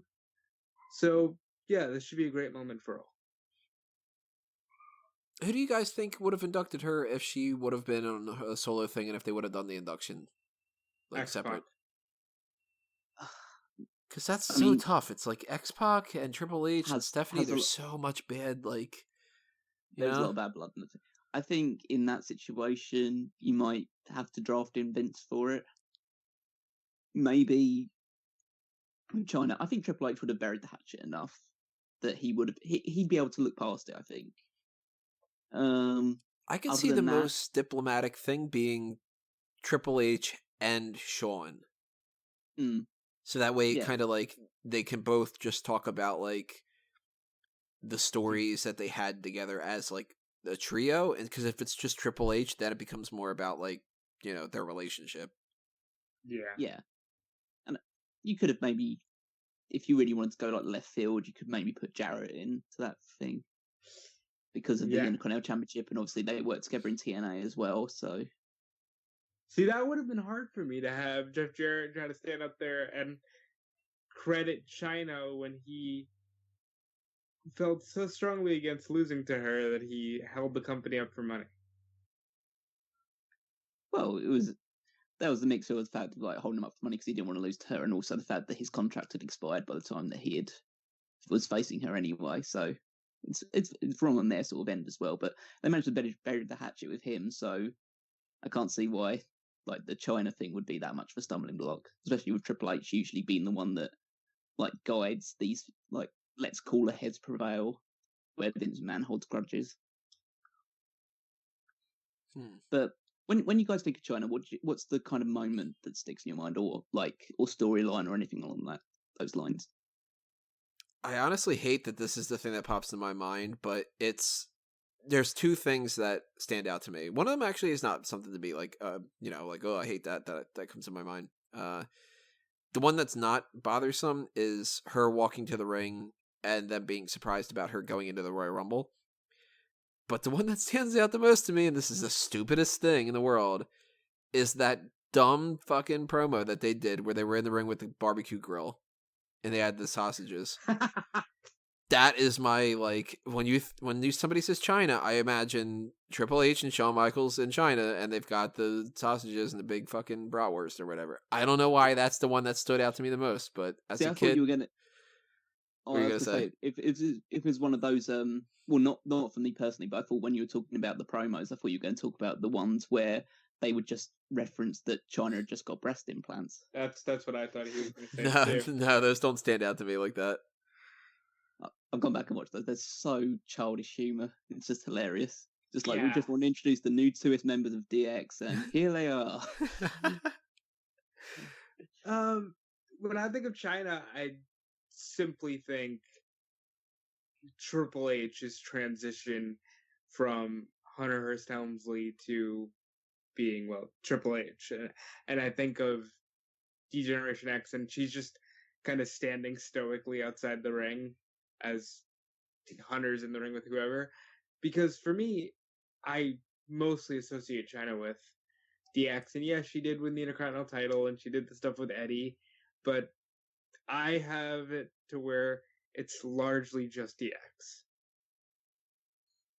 So when I think of Chyna, I think more of the Eddie stuff, because I think that sort of character allowed her to show a lot more personality than she had shown in DX. Because the great thing about her run with DX was she was this very stoic, like, just powerhouse, but a woman. So it was like a very unique, at that point in time, it was almost an oddity to just have this powerful woman being the bodyguard for these two like pro wrestlers. But the stoicness works for that sort of character. But then when she got to move with Eddie and do that stuff, got to see her having a bit more fun almost, it looked like. And if there's like one particular moment that stands out, it's her entrance at WrestleMania 17. Yeah, I just watched that earlier. Yeah, I hold that as like one of the most standout WrestleMania entrances of all time. Like the fireworks coming out of the bazooka that she was shooting. It's like amazing. But didn't she do that on a regular basis? Oh yeah, she did that on a regular basis, but I think it was just like the stage and the outfit and just how many were shot off. It just looked a little bit more exciting there. That's just me anyway. But yeah, like we say, absolutely deserving of being in this position. Like, talk about some women, but she is a real pioneer for this new age of women's wrestling. Even though she wasn't the greatest wrestler, she really stood for female empowerment at that point in time. So let's hold off on Triple H for another year. I don't think that we need to run down his accomplishments and all the other kind of stuff like that. Well, I'm sure we'll talk about Triple H over and over and over again as, days and years and weeks go by. He is one of the greatest of all time in my book, and I know Callum will largely disagree with that statement, but he's one of the best. I have never, ever, and I will repeat this, I've never said that Triple H is not one of the greatest of all times. It's just a case of, how he got there, and so it's a little tainted. And he's not the only one in history that used his position of power to keep other people down and keep himself on top. But now he's really giving back to the wrestling industry through NXT, and he's doing a lot of great stuff there. and I hope that he will do a lot of great stuff when he's owning the company outright with Stephanie. But as a actual performer, he's a great wrestler, great worker, still a great worker to this very day. And the accolades just suggest that this is a guy who is one of the people they talk about when maybe he should have his own wing in the Hall of Fame. Damn right. Yeah. So that, as far as today, is all we know is what's going down for the Hall of Fame. There's not going to be like a Hall of Fame post show or anything, but we're gonna have like a red carpet, Tony. No, I don't think so. But we will have something up on our Facebook group, the Mega Maniacs, if you guys want to join in on like a live chat discussion or something like that. I might do something else. I don't really know if there's really anything else time-wise that I can do to dedicate to this, just because this is WrestleMania week, so it's going to be absolutely crazy.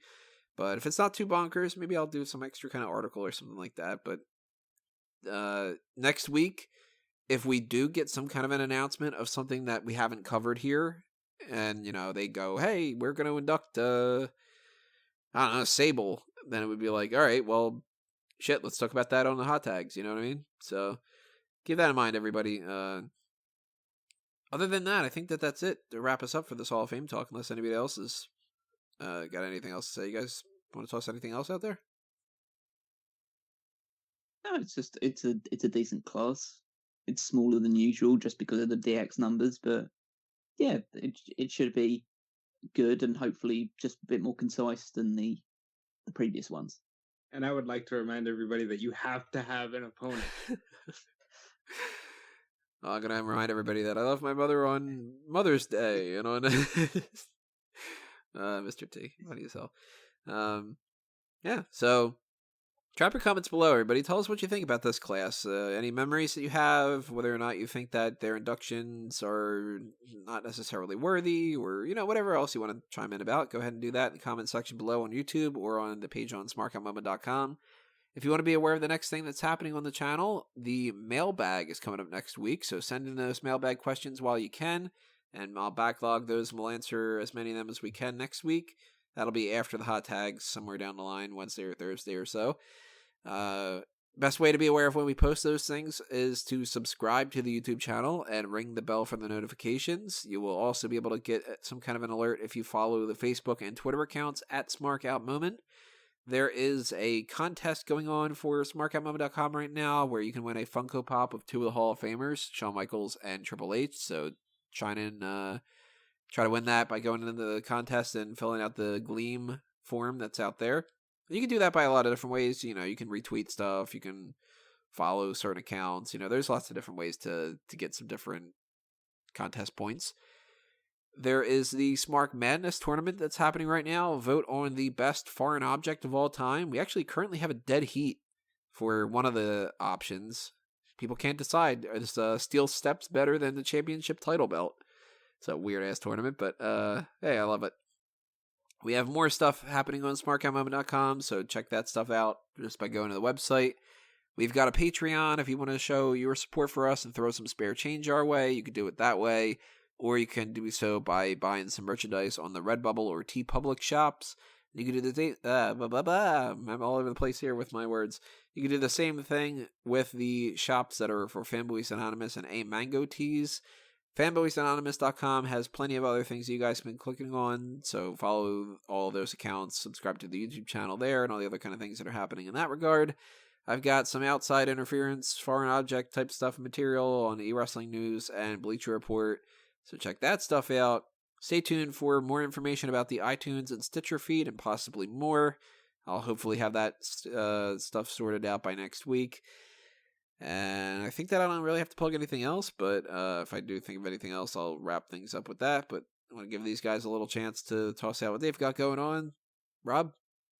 You can follow me on Twitter and Instagram at DudeFelice. You can check out all of my stuff on smarkoutmoment.com, including the Triple Threat Weekly article and all of my stuff on eWrestling News as well.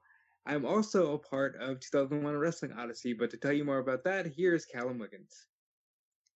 Yes, well, first you can find me on Twitter at Weekmeister14.